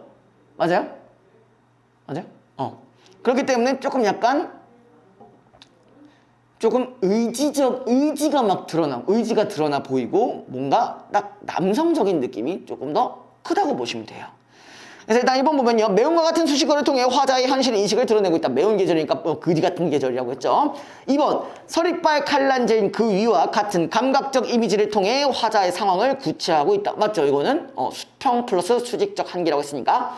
자, 3번 오다 서다 없다 보다와 같은 단정적 진술까지는 맞는데 그 밑에 체념의 정서를 드러내고 있다. 체념이라고 보기엔 매우 어려운 부분이죠. 그래서 3번이 정답입니다. 그럼 4번 이론의 눈 감는 행위를 통해 인식의 전환을 시도하고 있음. 그러니까 아까까지는 계속 어땠어? 분위기가 마이너스였는데 이러면 눈 감아 볼 밖에 하면서 이제 겨울은 강철로 된 무지개인가 보다 하는 부분도 있잖아.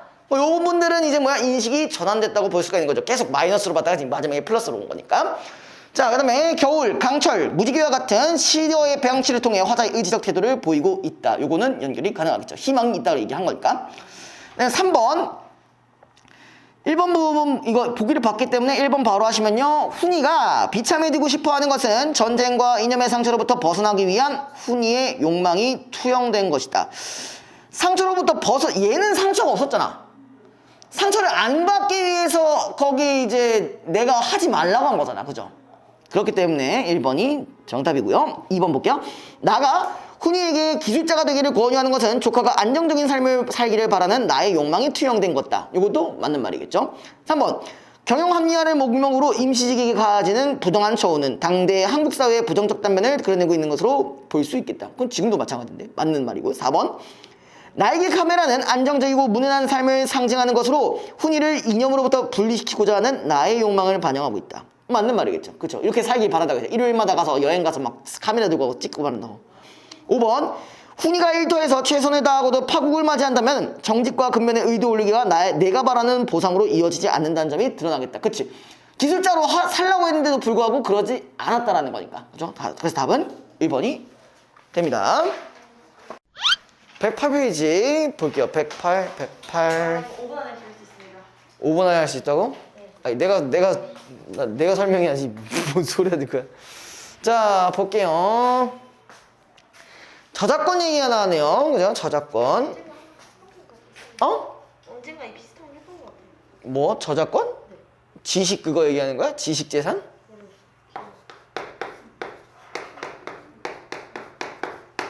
저작권이라는 게 뭐냐? 소설이나 시, 음악, 미술들과 같은 저작물을 창작한 사람. 자, 어떤 저작물.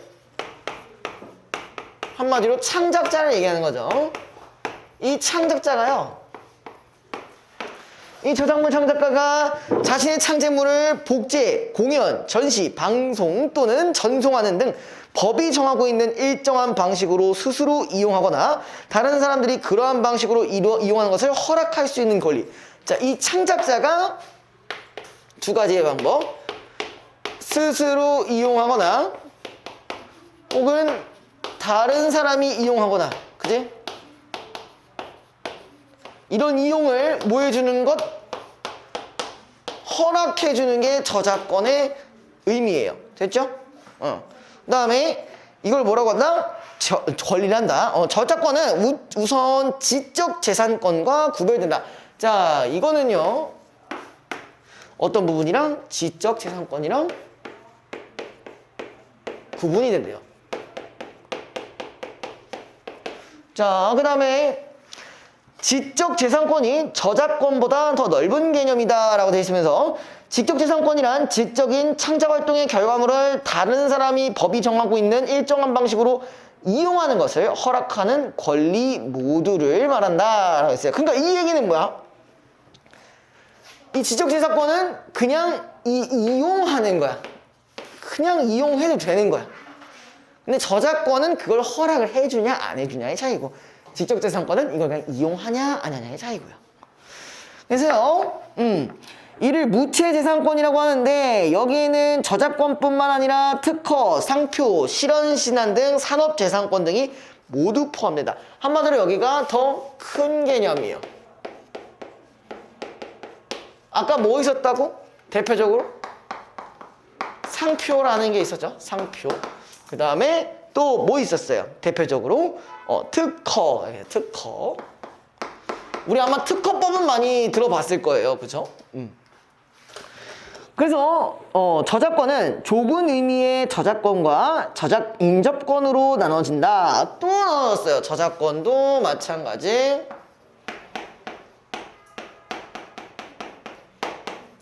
좁은 의미랑 그 다음에 또 뭐 있어? 저작 인접권.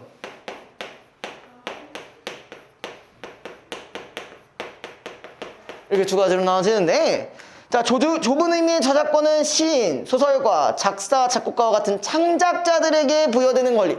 자, 얘는 뭐라고? 창작자의 권리. 를 얘기하는 거였고요. 그 다음에 저작 인접권은 그 저작물을 해석하거나 전달하는 사람들에게 부여되는 권리. 자, 여기는 뭐야? 전달, 해석하는 사람의 권리. 그러니까 뭐야? 저작권과 관련해서 인접한 사람들을 얘기하는 거지. 직접적으로 관련되어 있는 건 아니지만 이걸 전달해야 되는 사람이나 혹은 해석하는 권리를 가지고 있는 사람들. 일종의 뭐라고도 볼 수 있어. 영어로 따지면 번역가로도 볼 수 있겠지. 그쵸? 그렇고. 특히 이제 번역, 약간 초월 번역한 거 있잖아. 막 그런 것들 본 적 있어요? 막 뭐라 하더라? 내가 어제 그 유튜브를 하나 봤었는데, 그걸 뭐라고 했더라? 그 스파이더맨에서도 자막이 좀 지렸던 게 나왔대. 그래서 영어로는 무슨 피터 팅글 막 이러는데 우리나라 말로는 피터 찌리리 막 이러면서 막 뭐 이런 식으로 막 바꿨다고. 근데 그걸 우리나라 말로 할 방법이 없잖아. 그거 어떻게 알아? 우리가 외국적인 표현을 이해할 수 있는 부분도 아니고요. 그죠? 그리고 또 뭐가 있었냐면은 그 데드풀 혹시 본 적 있어요? 데드풀 영화? 이게 뭐냐면은, 그러니까 뭐 이런 말 있어요. 뭐 가족이 이제 패밀리잖아요. 그죠? 그래서 이게 여기서 이제 뭐 not 뭐 F 월드 뭐 이렇게 돼 있어요. not F 월드. 그러니까 F로 시작되는 뭐 단어가 아니다를 돼 있는데 이게 약간 우리나라로 하면은 해석하기가 존나 어렵단 말이야.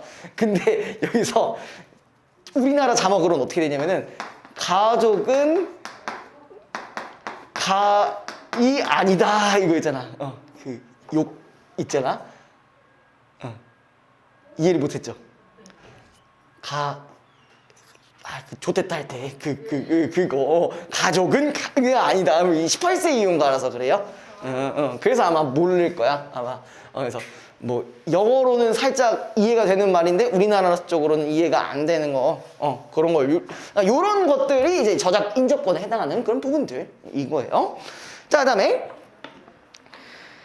저작권법상 저작 인접권자로 보호되는 사람들에게는 실현자, 음악 제작자, 그리고 방송 사업자가 있다. 그럼 실현자가 누구겠어요? 그걸 직접적으로 이제 하는 사람들. 예를 들어서 뭐 노래가 한 저작권이라고 한다면 노래를 부르는 사람이 될 수 있는 거겠죠, 그렇죠? 그 다음에 또 음반 제작자, 그리고 방송 사업자, 이게 다 인접한 사람들 얘기하고요. 그리고 최근에는 비록 창작성이 없더라도 그 제작과 갱신 등의 상당한 투자가 이루어진 데이터베이스에 대해서도 독자적인 보호를 부여하게 된다. 그럼 혹시 모르니까 이 얘기를 좀 해보자고요. 그러면 뭐야, 누가 있었다? 이런 사람들은 뭐 실제로 실제로 하는 사람, 실현자. 그 다음에 또 뭐가 있었냐? 음반 제작자. 그 다음에 방송인. 방송 사업가겠죠? 그 다음에 또 데이터베이스. 맞다. 아까 준하한테 톡 왔었는데 너 보고 싶다 그랬대. 진짜요? 그래서 사랑한다고 전해달래. 갑자기 생각이 나가지고. 아무튼요. 자, 그 다음에 밑에 저작권의 보호와 관련하여 스튜어트라는 학자는 저작권을 보유하는 것은 자연적 정의의 원리에 부합하는 것이라고 말한다. 그래서 저작자는 그의 인격의 표현물인 저작물의 창작자로서 마땅히 그의 저작물을 출판할 것인지 여부와 그냥 우리가 여기 좀 말이 어렵게 되어 있는데 한마디로 이런 저작권을 가지고 있는 사람은 뭘 해야 된다? 출판할 거의 여부와 관련, 출판. 밖으로 꺼내는 거죠. 출판의 여부와 어떤 방법을 뭘 해야 된다? 결정을 해야 된다라는 얘기를 하고 있는 거예요. 그러니까 이런 걸 만든 사람은 밖으로 이제 뭘 팔든지 간에 뭘 하든지 여러 가지 활동을 할 거를 결정을 하고 그 방법도 얘기를 해야 된다는 얘기예요. 됐어요? 그의 직접인 창작물이 침해되거나 훼손되는 것을 막을 수 있어야 된다. 그럼 플러스 이것도 알아야 되고, 그 다음에 두 번째 뭐 있어서 침해나 훼손도 이제 막을 수 있어야 된다. 그 다음에 저작자는 다른 노동자와 마찬가지로 그의 노력에 대한 대가를 받을 자격이 있으며, 그럼 이 얘기는 저작권을 가지고 있는 저작자는 노동자로도 간주를 한다는 걸 볼 수 있는 거죠. 왜? 어떤 일이라는 걸 했을 때 뭘 받아야 된다고 했어? 지금 여기에 어떤 대가를 받을 자격이 있다고 했었어요. 그죠? 일에 대한 대가를 받을 자격이 있다. 그 다음에 저작권료는 창작을 위한 지적 노동에 대한 임금이라 할 수 있다. 실제로 저작물을 창작하거나 이를 대중에게 이용 가능하기 위해서는 상당한 투자가 소요되는데, 이러한 투자는 이에 대한 회수나 상당한 이윤의 기대가 없이는 이루어지기 어렵기 때문이다. 그럼 여기서는 분명히 뭐라고 했어요? 아까 이런 출판을 하게 된다면요, 상당한 비용이 많이 들어가는데, 이 비용이 많이 들어가게 되려면은 어느 정도 이윤이 있어야 된다는 가능성을 가지고 뭘 해야 된다? 투자를 해줘야 된다라는 얘기를 하고 있는 거죠. 그쵸? 그 다음에 이러한 경제적 목적과 관계없이 창작을 하고 또 이를 공유하는 사람들도 많이 있지만, 사회적으로 가치 있는 정작물의 대부분은 이를 직업으로 하는 사람들에 의해 창작되어 전달되고 있다. 그쵸? 노래 같은 경우는 대부분 누가 많이 불러요? 가수들이 많이 부르잖아. 그걸 직업으로 하는 사람들이 부르고 있는 거잖아요. 그쵸? 요즘 핫한 노래가 있지 않아요? 요즘? 몰라요? 노래방 요즘 안 가세요? 옛날 노래인데 태희가 다시 부른 노래가 하나 있거든요. 아세요? 그러면 유나 노래는 아세요? 이번에 사건의 지평선, 역주행. 다 몰라. 그거요. 블랙홀 있는 거.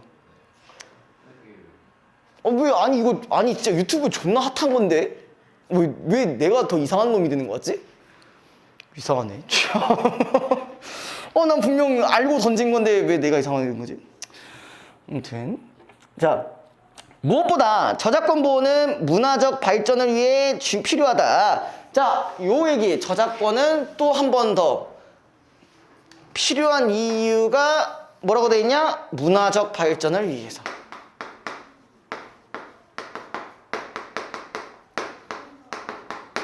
이걸 위해서도 필요한데, 창작자들에 의해 생산된 저작물은 중요한 국가적 자산이 된다.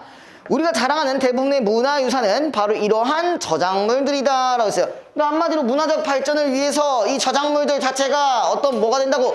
국가적인 자산이 된다는 거야. 우리가 대표적으로 뭐가 있어요? BTS 같은 경우가 있잖아. 그치? BTS 이 노래 이 하나만으로도 전 세계가 막 졸라 다 들어. 그럼 이거 여기에 있는 수입 자체가 어떻게 보면은 국가적인 자산이 되는 거지. 이거 말고도 대표적인 게 또 뭐가 있어요? 기생충도 있을 거고, 오징어 게임 같은 거 있었고, 그런 것들이 다 전 세계들이 봄으로써 우리 국가의 자산이 된다는 얘기입니다.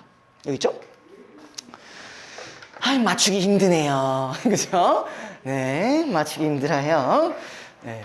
자, 아무튼 간에 그러므로 창작의 결과물에 대해 보상하여 창작 의지를 북돋우는 것은 국가 문화의 발전에 대한 기여를 인정하는 것으로 공익에 부합하는 것이라 할 수가 있다. 그러니까 이런 걸 한다는 얘기는 결국 뭘 올린다고요? 창작 의지를 높인다는 얘기예요. 창작 의지를 높인다는 얘기. 자, 그 다음에 이는 사회적 결속을 위해서도 중요한 의미를 가지는데, 다수 공중에 대한 저작물의 보급은 계급이나 인종 그룹 또는 세대 간 연결고리를 생성하고 이로써 사회적 결속에 기여하므로 결과적으로 창작자들은 사회 사업을 하는 셈이라고도 볼 수가 있다라는 부분이 이 사람의 관점이겠네요. 그죠? 자, 그 다음에 1번 문제. 이거 상당히 쉬워요. 그죠? 1번. 윗글의 상표, 윗글의 내용과 일치하지 않은 것은, 자, 1번 특허나 상표, 실용신앙들은 무체재산권에 해당한다. 아까 어디 있냐? 요 부분 하나 있었죠. 얘기했었죠. 그쵸? 그 다음에 2번 지적재산권이라는 개념 안에 저작권이라는 개념이 포함된다. 그치? 저작권 말고 지적재산권은 큰 개념이라고 했잖아요. 그쵸? 연결이 될 거고요. 3번 저작권료는 창작을 위한 지적 노동에 대한 임금이라고 한다. 아까 이거 얘기했었죠. 저작권은 이거 대가라고 얘기를 한번 했었고요. 그 다음에 4번 제작에 상당한 투자가 이루어진 데이터베이스는 저작권 보호의 대상이 된다. 오지 우리 아까 뭐까지 얘기했냐? 이런 데이터베이스까지 얘기를 했었어요. 그쵸? 그 다음에 5번 저작물을 해석하거나 전달하는 활동에 대해서는 권리를 인정해 주지 않는 게 아니라 이 사람들도 뭐기 때문에 저작 인접권에 해당하는 부분들 이런 사람들이기 때문에 인정을 해준다라고 했었죠? 됐니? 답은 5번이 되겠죠. 4번이나 했니? 맞았어요. 이해됐어요? 자, 그 다음에 2번 전문적인 읽기 방법이 뭐라는 거야? SQ3R로 뭐라는 거야 씨발. 이게 뭐야 이게. 이 글을 읽었다고 하는데 단계별 어쨌든 뭐야 단계적 읽기 활동이랑 왜 웃어? 왜? 제가 보기에 이거 SQ 사말에 OQ 사말에 OQ. 그런 거 같은데 SQ 뭐냐? 아무튼 네. 다 단계별 읽기 활동으로 적절하지 않은 것은 그냥 우리 선지만 보면 돼요. 그죠? 선지만 보면 되는데 이거 어쨌든 독서 개념이니까 좀 보도록 합시다. 자, 1번 훑어보기 단계는 말 그대로 어떤 내용이 있는지 볼게요. 글에 반복적으로 나오는 단어인 저작권을 중심으로 글의 내용을 훑어봤다. 뭐 맞을 수 있게 제일 많이 나오는 단어를 기준으로 봐야 된다는 거겠죠. 혹시 모르니까 옆에다가 그냥 그렇게 적어주세요. 자주 나오는 단어를 위주로 본다.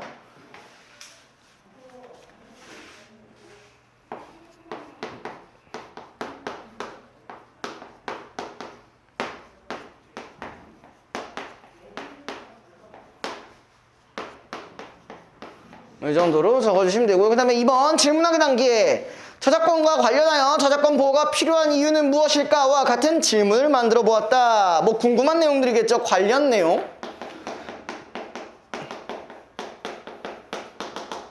관련 내용을 질문을 만들어 보기. 이 정도로 해주시면 될 것 같고요. 3번 자세히 읽기 단계 글을 꼼꼼하게 읽으며 저작권의 개념, 저작권 보호가 필요한 이유 등과 관련한 내용을 파용했다. 그럼 이건 뭐야? 말 그대로 관련 내용 세부적으로 파악한다. 뭐 이렇게 적어주시면 될 것 같고요. 4번 되새기기 단계에 저작권을 보호해야 한다는 주장을 강조할 수 있는 제목으로 무엇이 적합할지 생각해본다. 갑자기? 주장 안 했잖아. 주장은 하고는 있는 거 아니 뭐 이상하다나 어쨌든 그 제목으로 뭘 얘기를 하는 건지도 연결이 잘 안 되고요. 그죠? 그래서 4번이 정답이겠네요. 자, 3번 같은 경우는요. A와 B는 제가 이걸 얘기를 해드릴게요. 자, 여기서 A는요. 뭘 목적으로 보는 걸까? 저작권의 개념. 이거죠? 정보를 목적으로 한 거죠. 정보 목적. 그다음 B 같은 경우는 뭐라고 돼 있냐? 창작. 아니지. 이유와 근거에 대해 파악할 수 있었다고 한 거니까 아니지. 창작. 읽기 방법. 읽는 목적. 읽는 목적이 창작하기 위해서 있냐? 아니 앞에 응. 글을 쓰기 위해서 이 글을 읽게 되는 거잖아요. 읽기의 특성. 문제 끝까지 안 보니? 여기 있잖아. A와 B 읽기의 목적이 무엇인지 쓰고. 그러니까요. 아니 뭐 창작하려고 보냐고. 창작하려고 쓴 거잖아요. 읽는 거. 무슨 목적으로 읽냐고. B는. 창작하려고. 아니 뭘 창작하려고 읽어. 아니 창작하려고 있는 거잖아요. 내 글을 쓰기 위해서 자료를 수집하려고 하는. 아니 근데 그건 그런데 그 전에 이 사람의 주장과 근거를 알아야 될 거 아니에요. 그죠? 물론 너무 근본적인 건데. 아휴 정말. 그러니까 이게 봐봐. 창작물이 아니라 여기 이렇게 나와 있어. 나는 저작권을 보호해야 한다는 글. 그럼 주장하는 글을 쓰기 위해 읽게 됐다고 돼 있잖아. 그러니까 창작. 아! 글을 쓰는 게 창작 활동이고. 그래, 그런 걸로 하자. 진짜 미치겠네. 자, 그 다음에 110페이지. 지워도 됩니까? 지워도 돼요? 네. 아직 멀었어요? 지워도요. 수환이 아직 다 안 적었대. 아, 배려 좀 해줘. 뭐요? 아직 다 안 적었대요. 아니 못 들었어요. 알지요. 됐어요? 아 지금 마음에 안 들어. 뭐? 너무 숫자가 많아요. 지문이 마음에 안 든다고? 네.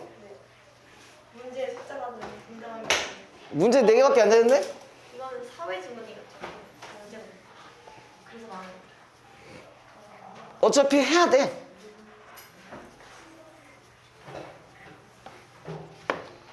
자, 그 다음에 이것만 딱 하면은 깔끔하게 클리어하면 될 것 같아요. 자, 저 본문부터 봅시다. 도시에서는 재화와 서비스를 주변 지역에 제공하는 대신에 자, 도시 주변의 농촌 지역에서는 농산물을 생산하여 도시에 살고 있는 사람들에게 공급한다. 자, 요것만 봤을 때 이 둘의 관계가 형성이 되었네요. 도시와 농촌. 도시는 뭘 준다고요? 재화와 서비스를 제공한대요. 재화가 뭔지 아세요? 네. 뭐예요? 제품 물론. 그쵸? 나 농물이라고 쓸 뻔했다.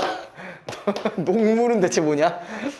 그러니까 서로 농촌 지역에서는 농산물을 생산하고 얘는 재화 서비스를 제공하니까 이 둘은 무슨 관계? 상호 보완적이라고 볼 수 있겠네요. 상호 보완적. 그죠? 자, 그 다음에 농촌 지역에서 농산물을 재배하여 도시에 공급할 때 모든 농부들은 도시에 인접한 지역에서 농산물을 재배하여 손쉽게 도시에 공급하기를 원할 것이다. 그러니까 뭐야?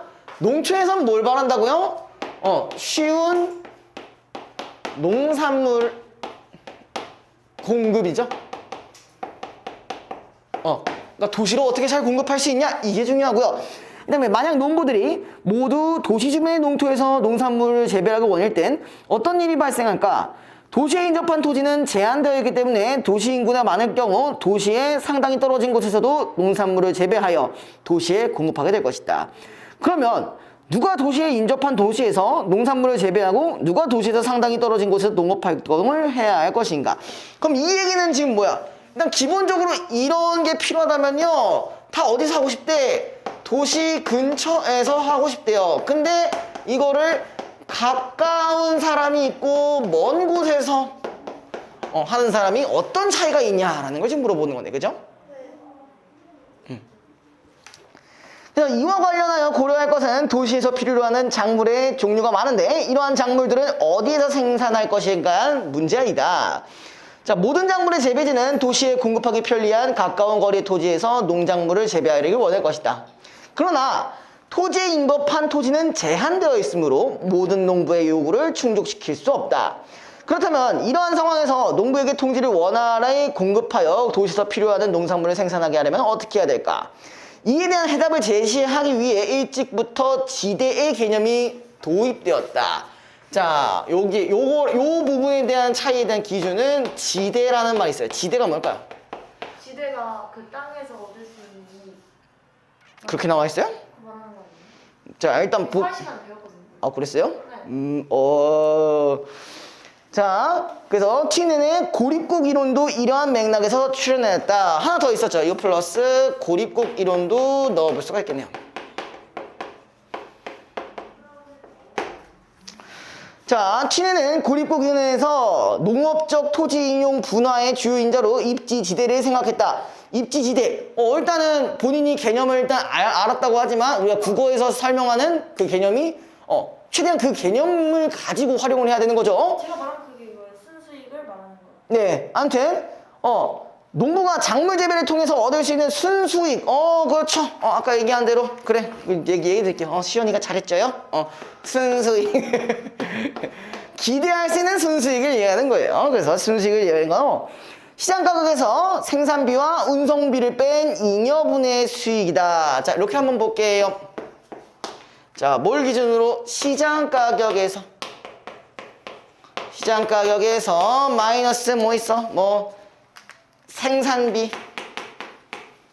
뭐 운송비, 생산비나 운송비를 뺀 잉여분의 수익인데 T는에 따르면 단일 작물의 경우 시장 가격과 생산비는 변하지 않고 운송비는 거리에 따라 증가하므로 입지진에는 중심 시장으로부터 거리에 따라 감소하며 일정 범위를 넘어서는 재배할 수가 없게 된다. 자, 그래서 첫 번째 경우 뭐였어? 단일 재배라는 말이 나왔어요. 그죠? 이런 거 어떤 특징이 있다고? 어떤 특징? 한 개만 재는 아이 특징. 뭐 있어? 자, 가격과 생산비는 동일하대요. 그죠? 동일하고 그 다음에 지대가 거리에 따라 감소한다는 건 뭐야? 솔직히 지대 자체는 뭐냐면요, 땅값이에요. 그러니까 땅값은 뭐에 따라? 중심 거리에 따라. 그치? 중심에서부터 거리에 감소하고 있고, 그 다음에 또 일정 범위를 넘어서는 재배할 수가 없다. 근데 이 거리가 뭐가 있어? 범위가 있어요. 한계가 있어요. 그죠? 맞아요? 자, 근데 여러 작물을 재배할 경우 경쟁에 의해 토지의 이용이 분화된다라고 했어요. 참, 이거는 첫 번째인 경우. 그 다음에 두 번째는 거기서 뭐라고 돼 있어? 여러 작물이라고 돼 있어요. 그냥 뭐 쉽게 할게요. 여러 작물. 전 다중작물이라고 하려고 했는데 그냥 뭐 알기 편하게 이렇게 할게요. 이거 같은 경우는 각각 시장 가격과 운송비가 다르기 때문에 지대 곡선은 서로 교차한다. 왜? 가격과 운송비가 다르기 때문에 뭐가 교차한다고? 지대가 교차되는 지점이 있다라는 얘기를 하고 있네요. 그죠? 그 다음에 이때 농부는 이윤을 극대화하려고 주어진 공간에서 소득이 가장 높은 작물을 선택하게 되므로 작물 재배 지역은 시장으로부터 거리에 따라 동심원적인 배열을 하게 된다. 그냥 동심원적인 배열을 하게 된다 정도만 믿고 해주시면 될 것 같아요. T는 이상적인 고립국의 내부 지역 토지 이용 패턴을 분석한 결과 중심 도시 주위에 6개의 연속적인 동심으로도 배열된 농업지대가 나타나는 토지 이용 모형을 제시하였다. 그러니까 이 부분들, 이 두 부분을 봤을 때, 자, 중심지로부터 6종류의 토지 유형이 발생한다는 얘기겠죠, 그죠? 그래서 T는 그 무대 즉 중심 도시와 가장 가까운 거리에 있는 토지에는 주로 상하기 쉽거나 비싼 물품 가격에 비해 무겁거나 부피가 커서 수송비가 비싼 물품의 생산을 위해 토지가 이용되고 있으며, 그럼 이 얘기는 뭐야? 자, 여기서 더더욱 중심지에서 가까운 경우에는 뭐야? 생산비가 비싼 거, 그죠? 생산비가 비싸고, 그 다음에 뭐야? 유통이 어렵고, 이 얘기는 뭐야? 쉽게 상한다는 얘기를 이렇게 말씀드린 거예요. 그 다음에 또 뭐가 있었냐? 그 다음에 아니다. 뭐 그냥 이거랑 상관하면 되겠네. 무거우면 생산비가 아니라 유통하는데도 졸라 비싸겠지, 그지? 그 막 트럭도 막 1톤짜리 트럭이 아니라 막 10톤짜리 트럭 이렇게 해야 되니까 당연히 비싸질 수밖에 없겠죠. 자, 아무튼간에 시장으로부터 거리가 멀어질수록 자본 필요를 크게 필요로 하지 않고 넓은 토지를 필요로 하는 목축이 행해지고 있다는 것이다. 그러면은 여기에서 아까 하나 더, 먼 경우에서는 비용이 줄어드는, 비용이 상당히 많이 안 들어가는, 그 중에서도 뭐라고? 목축업이 들어간대요. 목축업이 뭐야? 소 키우고 돼지 키우고 우유 생산하고 뭐 그런 거겠죠. 자, 그 다음에 전반적으로 시장과의 거리가 가까운 지역일수록 집약적인 농업이 행해지고 있는 반면에, 자, 여기서는 집약적, 그치, 비싸니까 당연히 가성비 개쩌는 걸로 해야 될 거 아니야, 그죠? 자, 그 다음에 또 뭐가 있어? 시장으로부터 거리가 멀어지기에 따라 토지는 비집약적으로 이용된다는 것이다. 이것만 보면 되겠죠? 우리 목축 이런 뭐 소나 이런 애들은 어디서 키워? 그 존나 큰 초원 같은 데 키워. 니들 알아서 풀 쳐두세요. 막 이러면서 하는 거잖아요. 그쵸? 그런 거잖아요. 그쵸? 자, 그 다음에 튀내는 고립구기 위해서 틀리게 한 것은 임업이 도시 가까운 지역에서 이루어지게 된다는 것이다. 임업이라는 건 뭐냐면 나무와 관련된 업입니다. 그 원인은 당시 19세기 독일에서는 목재가 주 에너지원으로 이용되었으며 건축 재료로도 상당히 많은 양이 이용되었기 때문에 목재에 대한 도시민의 수요가 높았다. 그러나 목재의 경우 이거 중요하죠. 왜 목재가 왜 앞에 그냥 가까이서 해야 될까? 일단 나무가 존나 무겁잖아. 그죠? 무거우니까 근처에 살 수밖에 없는 거지. 아까 얘기했었잖아. 그죠? 그래서 목재의 경우 단위 무게당 시장 가격은 비교적 저렴한 편이지만 단위 무게당 수송비는 비싼 편이어서 장거리 수송할 경우 시장 가격에서 수송비를 지불하고 나면 순소득이 거의 없기 때문에 가능한 한 수송비를 적게 지불할 수 있는 도시 가까운 지역에 입지하게 되었다. 그러니까 뭐야? 도시 중심지랑 관련해서 어떤 농업을 해야 되는지 그거에 설명되어 있는 부분이 이 지문에 대한 내용이네요. 그쵸? 자, 1번 보시면요. 윗글에 대한 설명으로 적절한 것은 1번 서로 다른 두 이론을 통합한 적 없다. 그죠? 하나의 개념밖에 안 나왔어요. 이론이 변화하고 발전, 이것도 얘기가 상관이 없고요. 3번 구체적으로 다양한 사례, 요건 조금 애매하니까 일단 좀 놔둬보시고요. 4번 다른 대상과 비교하고 대조하는 방식, 다른 대상 얘기 나온 적 없죠. 5번 이론이 대두하게 된 배경에 대한 소개하고 이론의 구체적 내용을 말하고 있다. 이게 제일 적절해 보이네. 그쵸? 그럼 3번만 다시 한번 보면 구체적이고 다양한 사례를 중심으로 하여 일반적인 원리를 도출하겠다. 자, 이거를 우리가 뭐라고 하죠?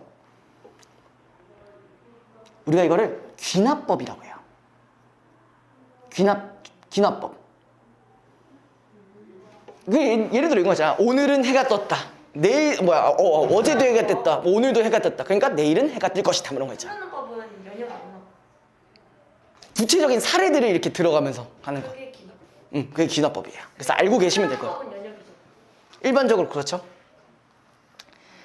자, 그 다음에 2번 넘어가시면 윗글을 바탕으로 보기를 이해한 내용으로 적절하지 않은 것은 이게 뭐만 보면 되냐? 세 가지의 기준이 있어요. 우리가 이런 거 표 보면 좀 많이 어려워하시잖아요. 사실 이거에서 봐야 될 부분들은 기준만 보시면 돼요. 시장 가격, 생산비, 운송비.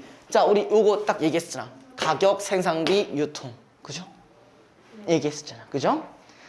자, 그래서 이걸 이해한 내용으로 적절하지 않은 것은 자, 고립국 내에서 ABC 작물을 1kg 재배한다고 가정하자. 그리고 공작물의 지대에 영향을 끼치는 각 작물의 시장 가격, 생산비, 운송비는 다음과 같다. 자, 일단 뭐라고 돼 있냐? 제일 비싼 게 누구야? A가 제일 비싸네요. 그죠? 생산비도 A가 제일 비싸고 운송비도 A가 제일 비싸요. 그죠? 맞아요? 근데 가면 갈수록 더 다 싸지네? 그럼 뭐만 보면 돼? A가 제일 중심지로 해야 되는 게 맞겠지? 그러면 점점 가면 갈수록 중심지구로 멀어져야 되는 게 맞는 거겠죠. 그죠? 근데 여기서 변수가 몇 가지 생길 수는 있으니까 한번 봅시다. ABC의 지대곡선은 서로 교차하는 형태로 나타날 것이다. 그치, 이게 무조건 고정되어 있는 게 아니라 범위가 있는 거니까 그렇게 볼 수 있고요. 자, 2번 시작물은 A작물에 비해 자본 투입의 양이 적거나 넓은 토지를 필요로 하는 작물일 것이다. 싸니까 중심지 바뀌잖아. 그러면은 넓은 토지를 필요로 할 수도 있는 작물이 있겠죠. 그죠?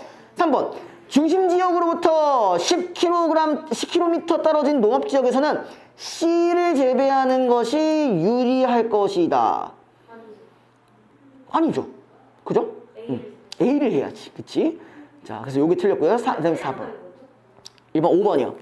자, 4번. 중심 지역으로부터 50km 떨어진 지점에서 B와 C를 재배하는 지역의 경계선이 형성될 것이다. 아마 그쯤 되지 않을까, 그죠? 적어도 이익은 남아야 되잖아. 그쵸? 그러니까 여기서 50kg라고 한다면 얼마 드는 거야? BC 같은 경우는 B는 얼마 들어요? 1,000원 드는 거지. 그죠? 그 다음에 여기서는 C에서는 얼마 들어요? 500원 들겠죠? 그죠? 그렇잖아. 그래서 딱 어느 정도의 이유는 남겨야 될 거 아닙니까? 그죠? 그 다음에 5번 중심 지역에서 150km 떨어진 농업 지역에서는 A, B, C 모두 재배되지 않을 것이다. 봐봐. 150km면은 얼마야? C도 얼마 들어? 1,500원 들고 생산비 200원 들고 돈 남아 안 남아? 안 남죠? 안 남죠. 그죠? 안 남으니까 나 같으면 재배 안 할 것 같은데? 그죠? 저도 안 할 것 같아요. 자, 그래서 답은 5번이, 3번이 됩니다. 자, 그다음 3번 넘어가시고요. 3, 4번 있어요. 윗글을 읽고 난 학생의 반응으로 적절하지 않은 것은, 자, 1번. 도시 인근의 농업지역에 도로가 개통된다면 입지지대에도 변화가 생겼겠다. 왜? 맞죠. 도로가 생기면 어떻게 되는 거야? 운송비가 더 줄어들 수 있잖아. 더 편하게 갈 수 있으니까. 그쵸? 그래서 1번 맞고요. 2번. 외부적 요인이 작용하지 않아야만 작물 재배 지역이 동심원으로 배열될 수 있겠다. 그쵸? 외부적 요인이라고 한다면 아까 그 도로 같은 거, 그죠? 왜? 저 뒤에 있는 거 저. 뭐? 뒤에 있는 거요. 뒤에 있는 거 뭐? 이거 적을. 이거? 이거 다 하고 하는 게 낫지 않을까? 3번. 목재가 주 에너지 자원이 아닌 도시에는 도시 가까운 지구에서 임업이 이루어지지 않겠군. 그치? 굳이 필요 안 하니까. 4번. 농부가 이윤을 극대화하기 위해 가장 중요한 것은 생산비를 줄이는 것이라 할 수 있는 게 아니라 그것만 있는 게 아니잖아. 그치? 운송비도 봐야 되고 그 다음에 그 가격이 얼마인지도 봐야 되는 거니까 4번이 틀렸죠. 5번. 도시 인근에서 농업에 종사하려는 사람들은 운송비에 따른 입지지대를 면밀하게 그치 계산해봐야 이제 뭐 사업을 할 수 있겠죠. 자, 그다음에 기역에서 설명하고 있는 내용. 기역이 틴인의 고립국 이노린이에요. 자, 이거 너무 쉽잖아. 1번. 입지지대는 중심 시장으로부터 거리가 멀수록 감소한다. 맞죠? 2번. 시장과 거리가 먼 지역일수록 집약적인 농업이 아니라 아까 뭐라고 했어? 비집약적 농업이라고 말씀드렸죠. 비징합적 농업. 맞죠? 자, 그래서 이렇게 정리해 주시고요. 뭐 적을 거 얼른 적으세요. 그래서 오늘 여기까지 하시고요. 근데 아까 일단 적어놨는데